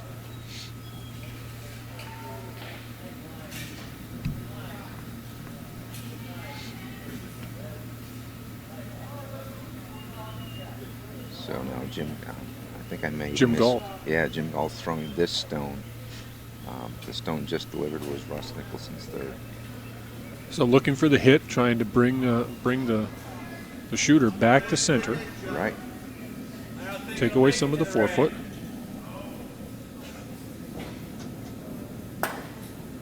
Okay, Jim is uncorked. Oh, I think he's pushed that one a little bit, Dave. Okay, he may have pre-started it. He's going to touch Shot Rock. Whoa, just touched in the back, but did not remove. Did not jam. So the house right now is sitting with one Scotland stone, back 8, back 12. Doug Morris in the house being asked to remove it and sit somewhere in the house to keep the end going. I think, as I said, I think Belinda's intent from the start was to blank this end. And she may get the opportunity if things continue to play out. By blanking this end, John, you see that she'd have the hammer in the 6th end, which is an advantageous time to have the hammer rather than the 5th. Okay. So spilling here, not something they'd be worried about. No. Sticking is better because Nice shot. gives the opportunity for 2 if somebody makes a mistake. Okay, so Eileen Nielsen is asking for a takeout from Gregor Ewan. Calling the ice tight again, John, as you see. Trading hits, but still all rocks behind the tee line. Right.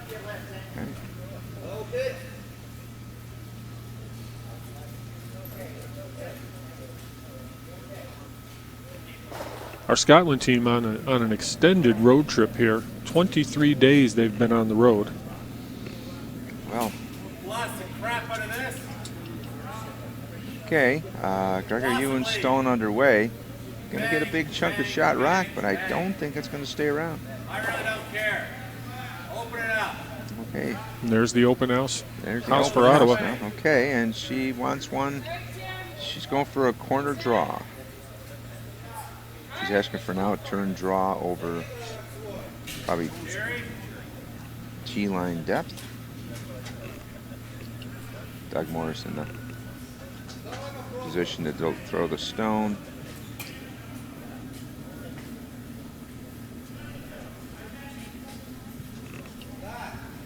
Doug Stone's underway. Little, yeah. I don't know what to say on weight other than the fact that I know he hasn't hogged it, but the sides tend to check up so quickly. And we haven't really played anything out this far, so you would expect the stone to grind in a little bit. Okay, from the looks of it, he's just going to touch the house. A biter on There the we go. 12 There we foot. got the counter. Okay, now we need that hit again. Oh, and Eileen is signaling for a hit and a roll across the house. She really wants to change things up here. So as I stepped away, I did hear that there may be a time limit. There on is the a final. time limit, Okay. 2-hour time limit to the game. After 2 hours, the end that we're in would be the concluding end. Okay. And then in the event of a tie, there would be one rock shot from each team for closest to the pin. We started at 11:02, 11:02, correct. so we're about an hour 26 into the game right now, playing the 5th end. Okay, Greg Ewan's stone is underway. He's going to contact shot rock and take it out and roll out as well. It's another clean house. So Ottawa again gets to throw something to a corner and hope for a miss and set up for a 2. Worst case scenario, worst case scenario is they end up getting stuck with 1, but I really think they would like either 2 or a blank here. So really the strategy would shift around if we're at a 7-end game, right? You would want ideally to have maybe score here, right? Then force and then have hammer. Yeah, I- time could About certainly come into play. 7th, it looks, I'm just projecting a 7-end game. You here. may be correct. You may absolutely be correct, Doug. That's the case. Try to throw 2 blank ends. Right, if you You know, can. yeah. It's a tie game. You'd much rather have the hammer. All right, this draw is going to slide nicely into the rings, a little deep. I believe it's going to hang in the back. Yep. Just barely. Doug Morris makes a very nice draw at back 12 in a tricky spot on the ice.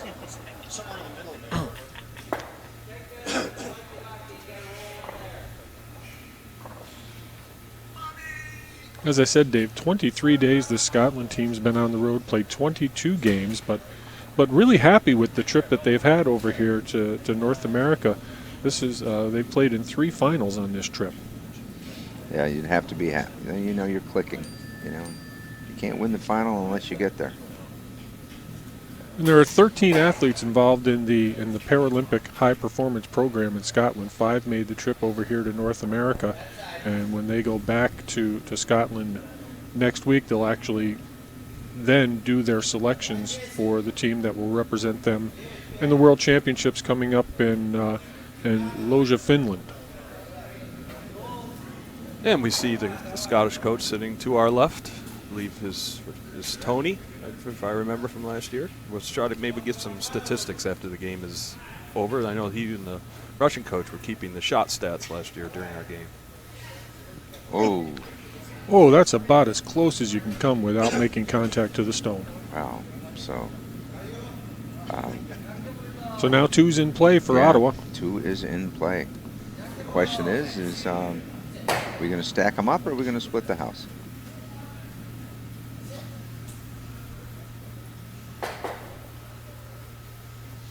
Right now, as the house sits, Ottawa back 12 on the left. And into Skip Rocks now. No guards up front, That's so right. this is a real wide open end. This end is going to be totally decided by hits and rolls. Definitely looking to split the house here, I think. Good throw here, almost an impossible double.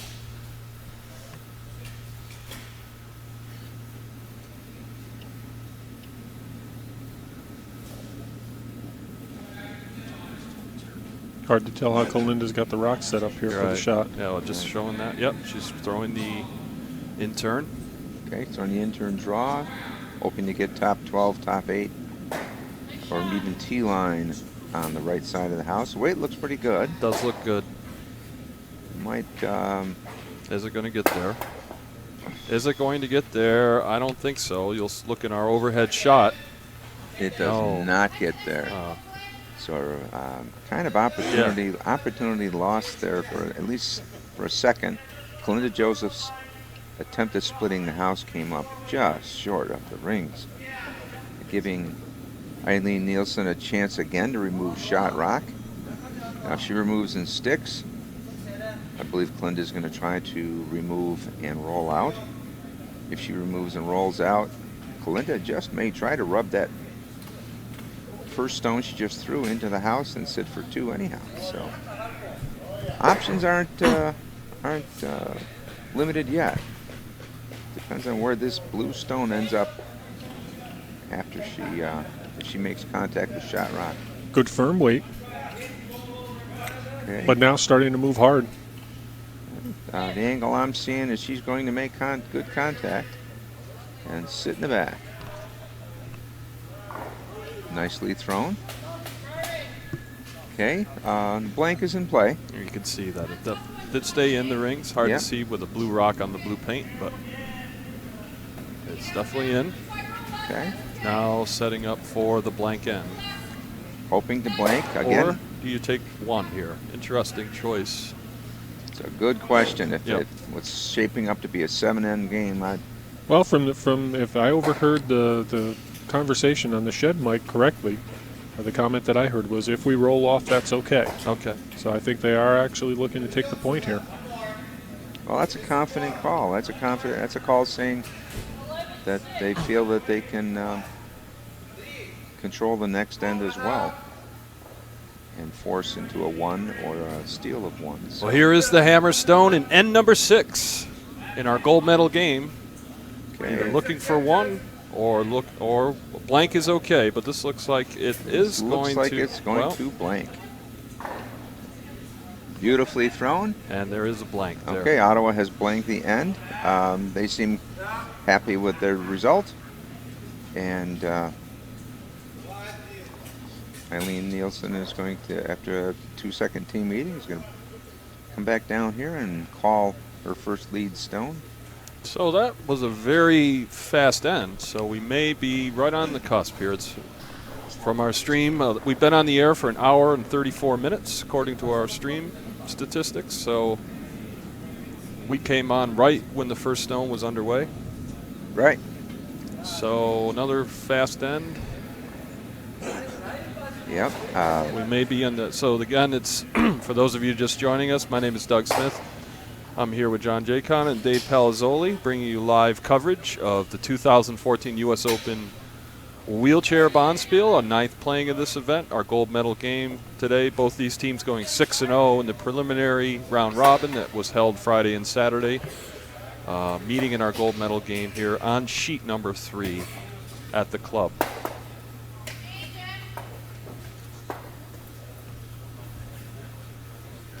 And we're joined here by Coach Steve Brown of Team USA. There you go, Steve. We'll get his microphone. All right. Maybe we'll get you on the webcam. Hi, Steve. good to welcome. be here. Welcome. Great event. 14 teams. We're just overwhelmed to have this many participants. And it's really grown into a fantastic event. And Utica's been a very kind host for us. Well, Steve, I hope you can stay a few minutes. Tell us how you got here. Not by airplane, but How did I get here? how did you get here? In what regards do you mean?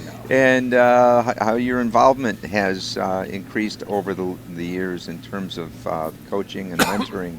Okay. Well, my first involvement actually goes back to 2005. My wife is the one that got me into it. Isn't that always the way?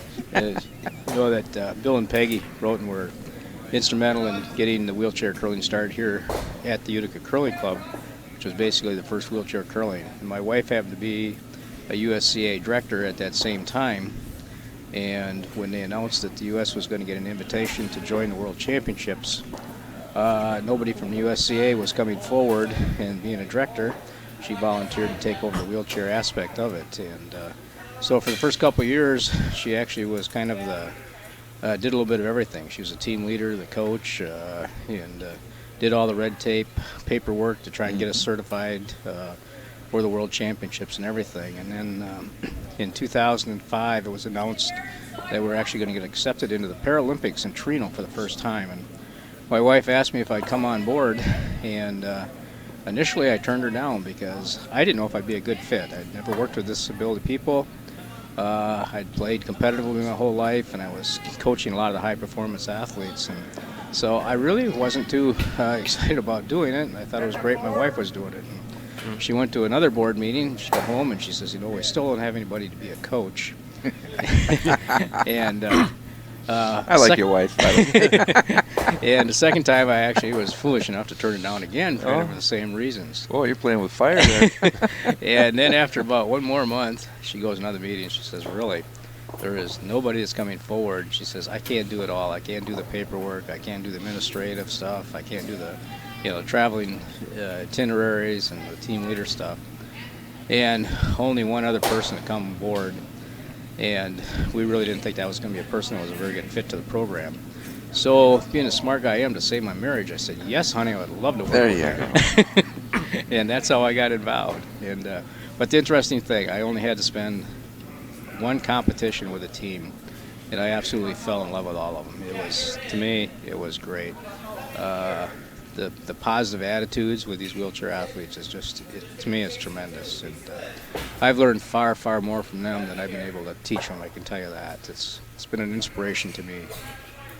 Well, that's good to hear. I'd like to add here that I've been on the fringes. I've been watching and helping a little bit here and there when I can. And I will say, and love that you acknowledged Bill and Peg Roten as been the stalwarts that they were promoting the wheelchair curling here at the Utica Curling Club, and of course the installation of the ramp and other amenities to make it as nice for them as we can. And watching your coaching techniques right from the start, I said, okay, this is going to work.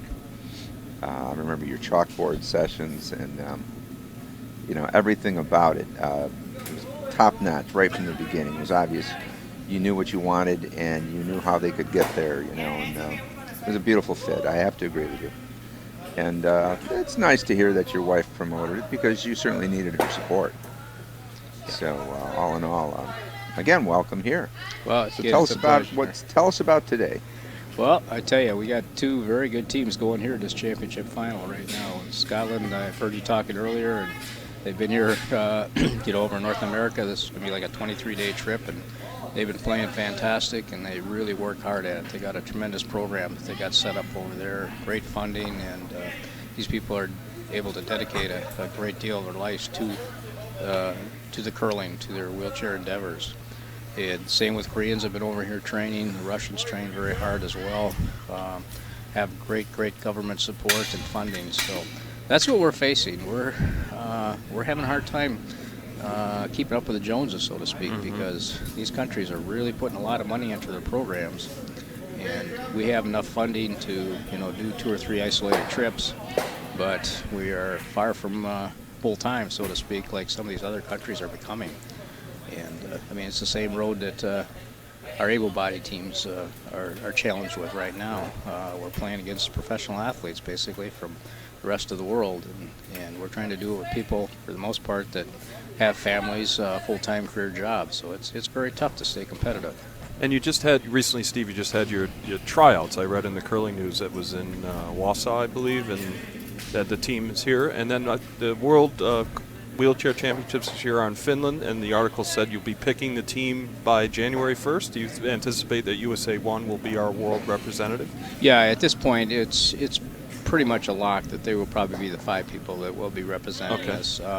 But we wanted to expand it to 8 people from our trials in Wausau, because what we're trying to do is get the athletes number 6, 7, and 8. We feel are a developmental role, and we're trying to push the envelope to get as many competitive athletes as we can. And you just can't count on 4 or 5 people, because you never know what's going to happen with their careers. It could be injury, it could be illness, it could be just retirement from the sport, it could be family issues, and some of them are got careers. So it's tough. So we're trying to strengthen our program as far as numbers. Right. I'm looking at the current WCF wheelchair rankings. It's 6th in the world, though. In good not too bad, Not right too now. shabby. And we'll be improving, as we go on. Yep. No, we think so. Again, this week has been kind of a struggle for us, and it's basically just boiled down to execution. I think we've learned a lot, and obviously it was great for us even to play. If we're not doing that well, it's a great measuring stick of what where they're at, what they got to do to compete at the world level and get into that Final Four and get up on the podium. Well, let me ask you a question about the competitors. Does a camaraderie exist among the players who see each other routinely, as we might say now, out on the circuit playing in different events? Are the teams friendly among each other? Oh yeah, good. very, very much so. I mean, Because I've been in the competitive area and the fringes of that, and yeah, I think a lot more camaraderie wouldn't hurt the sport overall. It's nice to hear that if they are friendly off the ice as well. That's great. I think that's one of the great things about our sport in general for all people. But with these wheelchair athletes, it's amazing. I think how long we get well, there'd be a lot less problems in the world if the government's got along as good as the curling teams. I can tell you that. That's great. Yeah, the social side of it wouldn't hurt the government either, I don't think. I mean, like this Russian team over here, I mean, all the problems we've got facing and dilemmas dealing with Russia, but I mean, they come to Cape Cod every year. We see them all over the world at different events. They come here to Utica. I mean, they're great people, and we enjoy curling with them and against them and, everything else, and it's just fantastic. So, Tell us, if you will, about the strategy. How does the strategy, you played at the top levels. How does the strategy in the wheelchair game, how is it different? It's a really good question, and for the most part, you got to basically play the same strategy. But what you got to factor in, and I also heard you mention before the little article I wrote about the sweeping thing. But when you have no sweeping, your shot percentages are going to go down. I mean, your typical wheelchair event, somewhere between 50 and 65% is actually pretty darn good and going to win most of your games. And again, it depends on the ice conditions a little bit, but you're going to have a lot of misses. So the big thing is teaching them to play the pro side of shots. I mean, every shot has, obviously a perfect result, but then you have a pro side to the miss and an amateur side, and that's the biggest thing to teach these people, that you got to play the pro side as far as the broom and the weight and what to do. And a lot of these athletes, they didn't play able-bodied curling. So it's a tough road to gain that experience, and they're learning, but it takes time. It just takes a lot of time. I like that idea of teaching them to look for the pro side. I know here on our own club, one of the most competitive skips we've ever had here, Bill Morehouse, used that term frequently in games. Pros, make this shot. Pro side is this, and that message is exactly what you say: a good miss versus a unfortunate miss. Right. And, the other thing great too term. is, like in your good able-bodied teams, because they've been playing together for years and years. I always said it was almost impossible for me to make a bad call. That doesn't mean I made the right call, but if I made something that really didn't make sense, I had a player and 2 sweepers at the other end that kind of threw up the red flag, and they're like, Steve, what the hell are you doing? And, we talk about it, we change the correct call. And sometimes they'd come down and we'd say, well, this is why I'm doing it. They'd hear my side of it and say, yeah, okay, that's a good idea. But here again, because we don't have the people that played able-bodied curling, you got to skip that again. It's going to make a lot of mistakes just because they don't have experience. And then you got the front end, the things aren't going well, and all of a sudden you're in a hole. They're doing a lot of second guessing. Well, then the second guessing really complicates the issues because absolutely, absolutely. and they're second guessing from a point that they got less knowledge of the skip even. So then all of a sudden that's where you run into some team dynamic issues. Well, you were talking about experience. Tell us about the veterans team. I heard there was a USA veterans team this weekend. I didn't get a chance to watch much. We had a wheelchair camp at Lake Placid here about 2 months ago, and it was put on through funding that we got through the military, and we had a lot of disabled veterans there, and based on just that 2.5, 3 day camp we had, and we had some nice fast ice up there at Lake Placid. If you threw it overhand, you could just about get it over the second hog. Oh, wow. I know that ice. But despite that, the camaraderie was fantastic. The vets just really fit right in. They got so excited that they wanted to join this Bonspiel to come down. And, the one lady had thrown probably 15 stones in her life before she came here. So it was a pretty neat experience. Wow. Good to hear. And we've got the 4 other teams. Like you said, we got USA 1, 2, 3, and 4 out here. So got a lot of people here. This is really great to keep them involved. It is. It's great to watch. It's great to be just even this part of it, just to appreciate what's going on out there.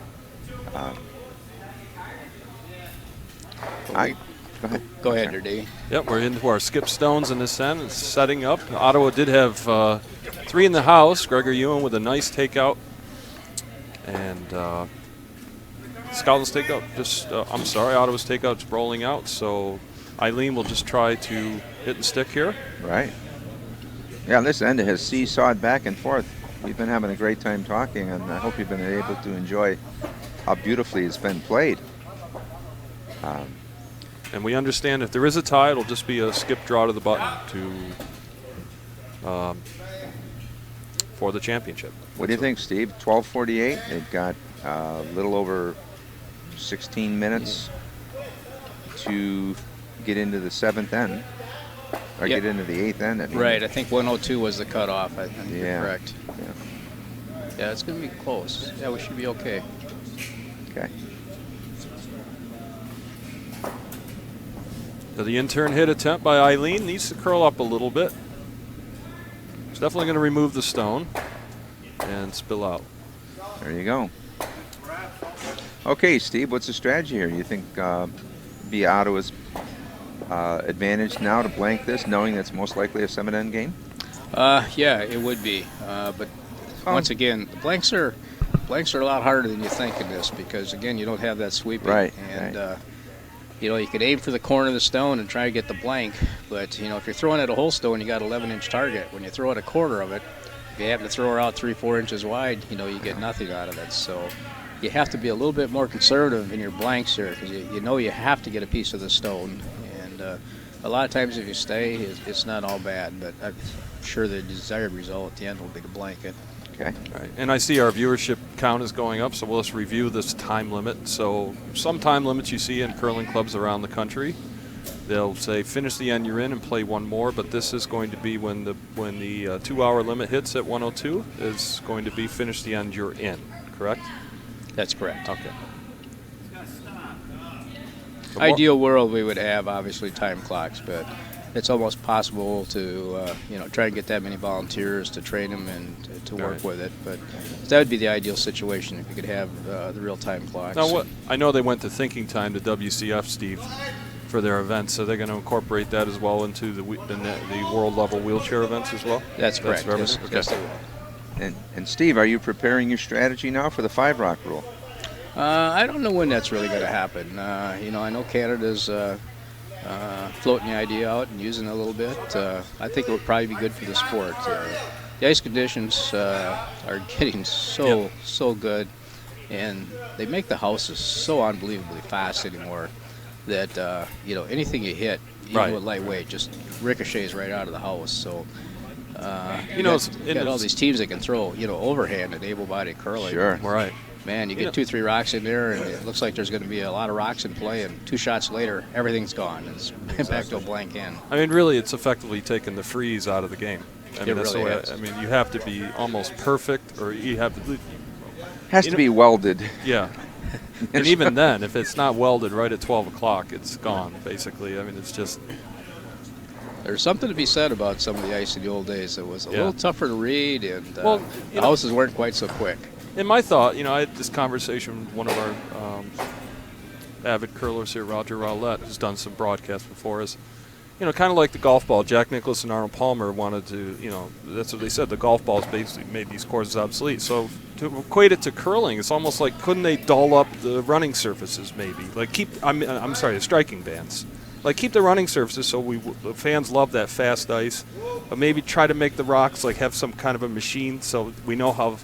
Because those brand new stones that the WCF uses, like you said, they just fly all over the place. Yeah, what about a wider striking band? Or so something some to slow energy it is down, absorbed? Yeah. No, I would not be opposed to something like that. I know you're a stone expert. I've seen the stacks of stones in the garage of your store, so I mean, I know you've studied stones. No, it's interesting, and I mean, you could talk to the next person you talk to is going to have a totally different theory. And Right. think they should be even faster. Yeah. Yeah. And Well, I saw that watching the international play in Sochi. That, I mean, stones just spraying out of the house. Yeah. Right. Like they were charged. And, and they're making it. I mean, And Nicholas Adine, he throws, it's like it's missile weight. it's just crazy. I mean, and they always say that they keep talking about the 4x4. 24-second ice and 4 feet of curl. In the typical worlds, it's more like 27-second ice. Right. And you'll get the curl, but when you throw the heavy weight like the Martins, you hold it right in the middle of the rock and you just throw it overhand, and the sweepers can hold it right there. And so the run backs have become a very popular shot. Yeah, the Jacobs have proved that the run back is just a devastating weapon. Yeah. and you see Ottawa here just blanking the end, so they'll carry into, this is going to be the final end of the game. So it's great, a 3-3 tie playing the last end, just like last year's final. Two good teams going at it here. This will be interesting now to see, because now Scotland will obviously have to try and get some rocks in play, and I would assume they'll try and get both the rocks in a free guard zone before they do anything. Right. This is where, as we were talking about that 5-rock zone now, that 5-rock would make stealing in a tie game in the last end, it would make it a real possibility. And that 5th rock would be amazing. You'd have to deal with a minimum of 2 guards the whole game, the whole end after that. So. See where he calls this here, and Okay. I kind of like this. The skip just basically says to him, we're throwing a free guard zone, but you want to throw in turn or out turn. And I think that's good sometimes, because the person that throwing a rock, they got a feeling for what turn that they got the best weight control at and line control. And we have noticed this game, that the left side of the sheet going away from us is a little bit straighter and a little bit slower. Draws that were looking really good just checked up after the hog line, and kind of made it hard for positioning. If you're watching out there, Scotland is, again, they really have taken a lot of time to study the sport. And if you watch where she's throwing from, and I see that. She's using an 18, what we call the 18-inch line, but the opposite side, and then they throw it out across. And again, I don't even honestly know the rationale behind it, but they experiment a lot. And they have a lot of turn. They have a lot of turn on their stones. Okay, this one drifts right to the tee line. So Steve, do you think that was intentional, that they wanted to come into the house with the first stone and maybe cover with the second? No, I don't. Unless they really don't think, if you got a person that you think is not going to be able to hit that stone, then that would be a good strategy. But if you anticipate that this person is going to, be fairly successful in their takeout percentages, then you almost have to put up that guard first. Well, you were just saying about the width of a takeout. In this case, it's almost 22 inches. A piece of that stone, even if your shooter rolls out, accomplishes Right. your objective. But This looks pretty good going down there. it's really good. Well, so how do you coach reading the other team, Steve? How do you do that? Is that intuitiveness, or how do you coach somebody? As far as what the other team is going to do? How do you coach somebody on how to read the other team? I'm asking this for me. Well, again, you just got to watch their tendencies and what they do typically in a game, and it's all you can do. But sometimes I think that's overemphasized.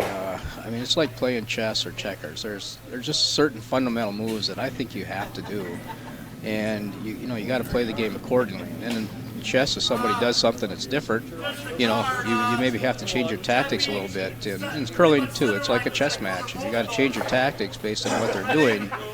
But just because one team does a certain thing, you can't totally change away from what is the percentage shot you would throw. I always look at just about everything we do is when my person is throwing a rock, I want them to say, if I throw this shot 100 times, what percentage of the time am I going to make it?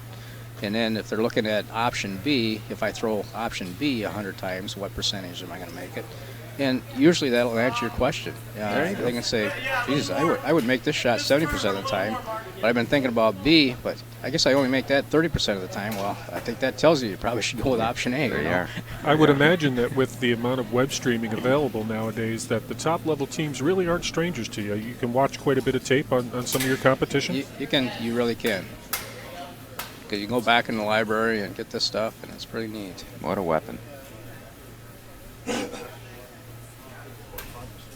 So Scotland did get that second rock up in the free guard zone, and now she's choosing to just try and wrap one behind. And this doesn't have to be a perfect shot. If you can just get it even a quarter behind that guard on the straighter ice, it's good. So if you're missing the guard, that's what I try and watch. You miss the guard by about 7 inches, and it's going to be almost hack weight. So that means that's probably a pretty good line for a draw. So that ought to give this, Scotland a good clue right now. What I actually need, because they cleared it by 7 inches. So if they take the same broom, they're going to be pretty close to right on target. And you shouldn't have to miss that guard by half an inch. You should be able to miss it by 3, 4, 5 inches with the right weight and still get wrapped around it. Mm-hmm. So this end is shaping up to be a last exciting. rock end. See, that's just a nice rock. It's got nice rotation, and so what curl there is, it will catch the curl.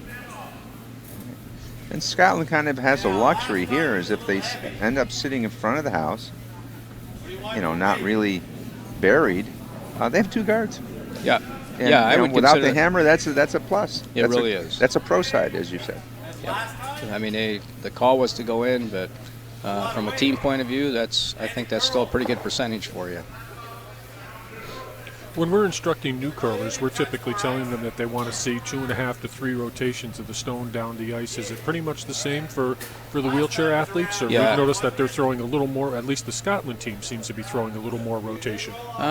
Basically, you want to do exactly the same. Somewhere between that 2 and 3 is your magic number. And any less than that, you're going to get a lot of dead handles or get a floaters on you. And if you get, and on this straighter ice this weekend, we've got 1 or 2 of our players that are having trouble putting the extra rotations on, and the rock is just riding out on them. And they keep saying, well, I hit the broom. Yes, you did, but it's the technical part of your delivery that's causing your miss. I need some more ice. See, that's the advantage of those 2 rocks out in front, because one goes away, and if I was Scotland, I might be tempted to put 1 or 2 more out there before I worry about going in. What are the relative advantages and disadvantages of the different length delivery sticks that we're seeing out there? Well, the longer stick is becoming more and more prevalent, and I think the big theory behind it is it gives a chance for the stone to get out in front of basically your dominant eye, your shooting eye, and it's almost like shooting a rifle. And so if you got a longer stick, you got that longer release point, and the rock you're looking right down the line of your stick. So analogous to someone being able to take a longer slide out of the hack? It really is, in a way, yep. And if you're short stick, everything happens so fast, and it's happening from your side. So it's pretty hard to get a good line, it's totally from your side. I mean, it's like shooting. Earlier in the event, I was eavesdropping a little bit when you were talking to one of your other team members and doing some commentating about the game that you were watching. And you seem to really be concentrating a lot about the pureness of the delivery and keeping the delivery stick straight on the target line as opposed to flipping it out in one direction or another. That's really key. I mean, for your really good athletes with your wheelchair curling you're seeing are all got deliveries that are really solid. They're doing a great job of chair alignment. They're getting squared away. Everything is nice and parallel. And then they're getting the stick parallel down the line. Now, unfortunately, some of your athletes with various different disabilities and that stuff do not have the muscle strength, and they automatically are going to have a little bit of that flying elbow and push to it. But unfortunately, they don't have any other alternative because they just don't have the strength to deliver. But most of your athletes that are actually going to be on the teams that are qualifying for the Paralympics are going to be really solid, and obviously they got enough strength to play all the shots in the game. So as you heard from our shed mic, there's the bell indicating that the end that we're in now will be the concluding end of the Bonspiel. We do have one game that looks like it's wrapped up on sheet number 5. That game has come to a conclusion. Quebec beating Team USA 1. Final score 8-2. You didn't have to say that out loud, did you? Well, we're journalists here, Steve. Again, I think the results on the scoreboard were not very well this week, but I think we learned some really good things. I think we learned what we've got to work on. What's next up for Team USA?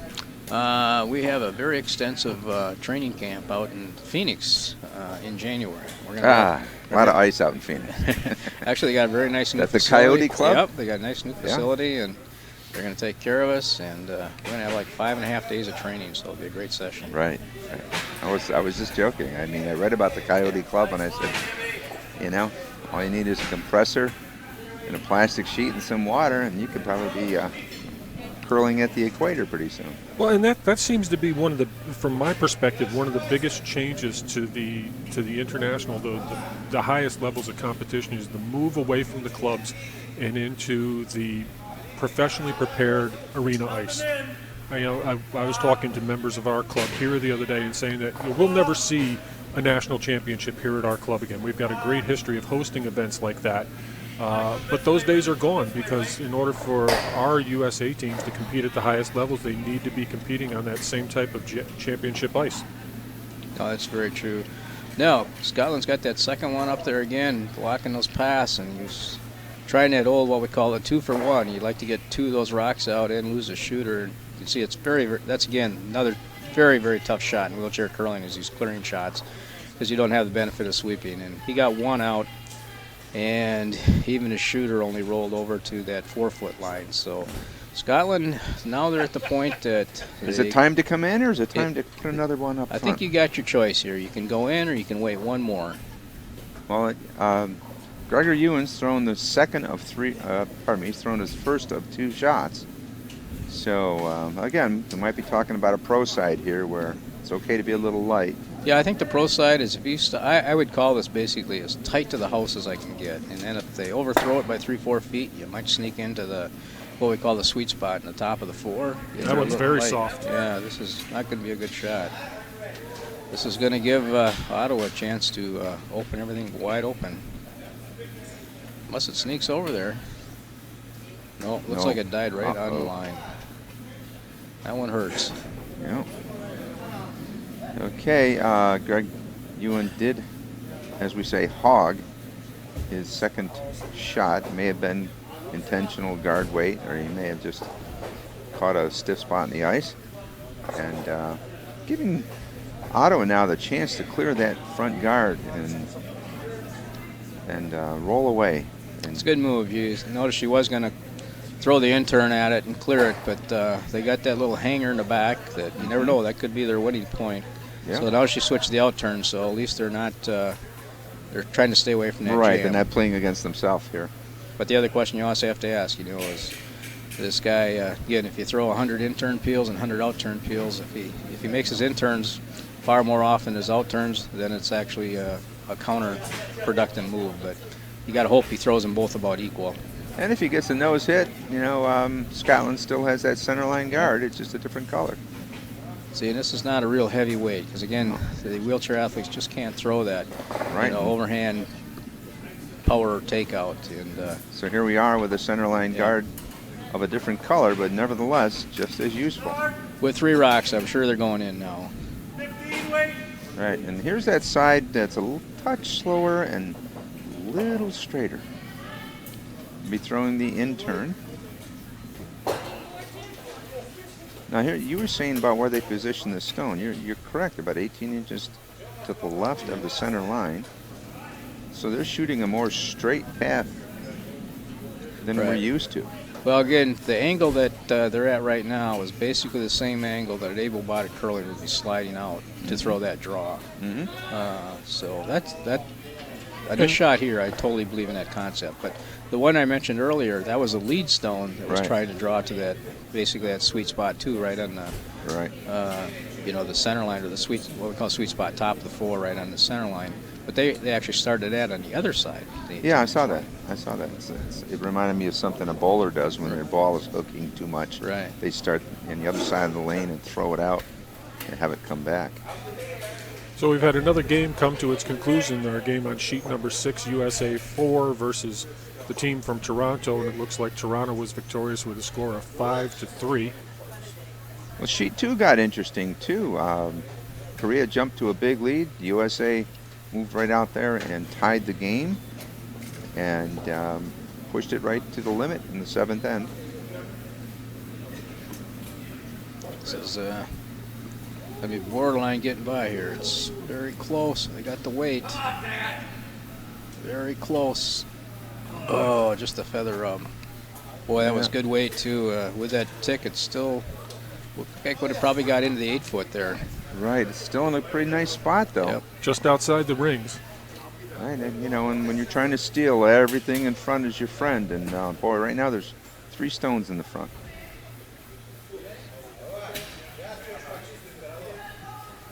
Tie game like this, my team has to hammer, and I'm the skip. I like not having to throw my last shot. So everything can happen on any shot. So hit and roll into the house here certainly cuts down on the scoring area for Scotland. Right. Shrinking the rings as we move through the end. Yeah, it really would. So the pro side here is to catch that inside half of that rock, and you can roll behind either one of those two, and even if you almost roll right in the middle between those 2 yellow ones, it would obviously give them a port, but it's a tougher shot versus staying. Right. You really don't want to roll out here and not get into the rings at all, because then Scotland's got that line figured out pretty good, and they might be able to bury that next one. A wide hit here also could bring that back biter into play with a cross-the-house jam. So, yeah, there's not without its dangers. It's great to see some female skips out here this weekend, too. This young lady has done a very good job, and so I think it's pretty exciting that we got 2 female skips going here in the championship game. Galinda was telling me that this team is just formed this year. This is their first year playing together. I think that's correct.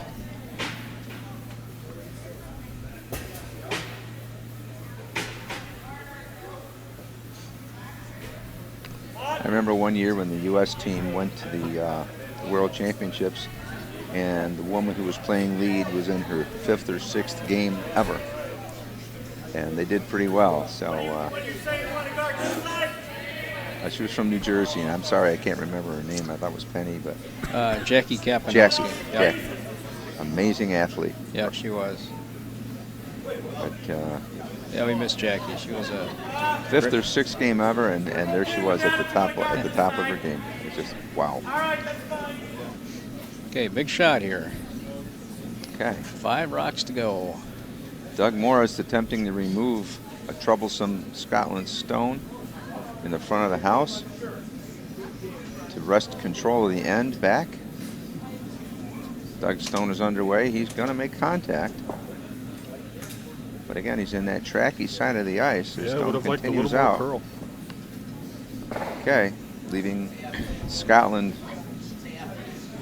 1 center line guard, 1 guard on the 2-foot, and now a guard. No, not really a corner guard. Well, technically, yes, a corner guard, but not guarding any scoring area in this end. This is her strong suit. If you want somebody to throw a draw and get it around the guard in a pressure situation, this gal has done it a lot of times. Okay, it's Eileen Nielsen, Scottish skip, getting ready to throw the first of two, and I think she would love to get to, as Steve has been calling it, the sweet spot. Top four behind the guard. It just makes scoring very difficult for the team with the hammer. And if you're watching this, watch her follow through. I mean, this is picture perfect. She's got a little different technique than some of the players in where she's holding it, but watch her follow through. She just reaches right out at it. She's never more than an inch or two off the broom. It's got nice weight, and it's got pretty good rotation here. It's working closer to that guard. Oh my goodness, yes, it's hooking nicely. Gonna miss it by about 5 to 6 inches. Looks might Hopefully be a get a little curl yet. steamy though. She'll be shot rock. See, that's a good shot. Yeah, beautiful shot. As you said, she makes a pressure draw. She just made a beaut. So really keeping that straight elbow is the key to the delivery? Yep, it really is. Yeah, there it is right there on the monitor. We're seeing kind of a replay of it. It's very nice. It's really solid. I love that technique. A lot of people would probably be far better off trying to switch to that versus coming from the side of the chair. But some people are not strong enough to do it. But, I mean, she's a pretty small gal, and she can do it. Now, she cannot throw very, the up weights that much, but that's their game plan isn't designed around playing the up weights. And she throws her takeouts a little bit softer, but they just broom accordingly. Okay, key shot from McClendon. Now, she's got to make this one go away. The pro side is, here's the pro side one. Again, if you don't, if you miss that rock, you got to take the guard out. There you are, yeah. If you blow by it, there won't even be a shot in the next one. This rock's tracking nicely. This looks pretty Looking good. beautiful. Looking beautiful. She might even have a chance to get to the inside. She's pretty much knows. Might. Very nice. Okay, now the pressure is right back on Eileen Nielsen. She has to remove this stone. She has to sit for shot rock. Ottawa has a little biter in the back now, so if they do trade hits, Kalinda doesn't have to worry about staying around because that biter in the back wins the game for her. So do you take a little more ice and a little less weight to try and encourage that inside flop? Yeah, I think you do. I mean, you just kind of match your weight with the broom you're taking. And probably the key is throw just about back circle weight. And if you're 3-4 feet through the house weight, you'll still get the inside. But Well, she didn't hesitate. Stone's underway. It looks pretty close, too. Oh, it's a beautiful shot. It's a beautiful shot. I think And she's going to get just an just inch got that of flop. soft weight, so she Gonna just get about an inch of flop. that's a Nice. really nice That's a rock. great pressure shot. Yeah. And now the pressure shifts right back to Belinda Joseph because the angle is set up that she catches the outside of this rock. She may remove the yellow in the back and roll out. This is a tough shot for anybody. I mean, you think Pressure's about it. on. Yeah, a young lady got a chance to win a Bonspiel here, and obviously you want to make the shot. I would say it's about 2 inches tougher than the last one. Mm-hmm. So she doesn't have to stick around, but if you hit it too thin, you're just going to corner it into or jam it in the back one. So Right. This is she's got to be reasonably close to that guard. okay. Stone's underway. Good firm It's weight. pretty close. I think she's going to get It it. looks really good. It looks like Boy, this is a nice that shot. holds the line. She is the winner of the Yep. Bonspiel. What a shot. That's a great execution at the end by both those ladies. Well Those done. were four Well very done. well played stones. Ottawa scores 2 on her last stone. Ottawa takes a 5-3 victory after 7 ends. It's open for them to come down to this. Good pressure shot. Very Beautiful well shot. thrown. Beautiful shot. Again, Well, Steve, we appreciate you taking the time with us here today at the tail end of our broadcast. On behalf of everyone here at Utica, we're really happy to have you guys here for your weekend of competition and hope to see you here for many years to come. We hope to continuously always come back here to Utica. And congratulations on the successes that you've had with the teams. They certainly look good. Thank you very much, gentlemen.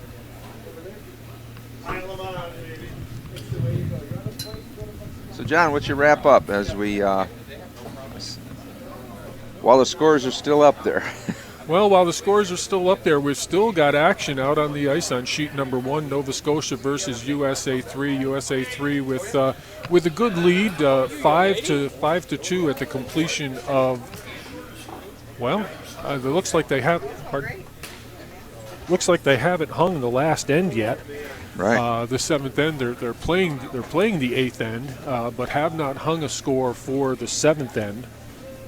So we're still looking for that. Yeah, I can't tell what's going on there. You've already given us the result of the game on sheet number 2, Korea versus USA 2. That's right.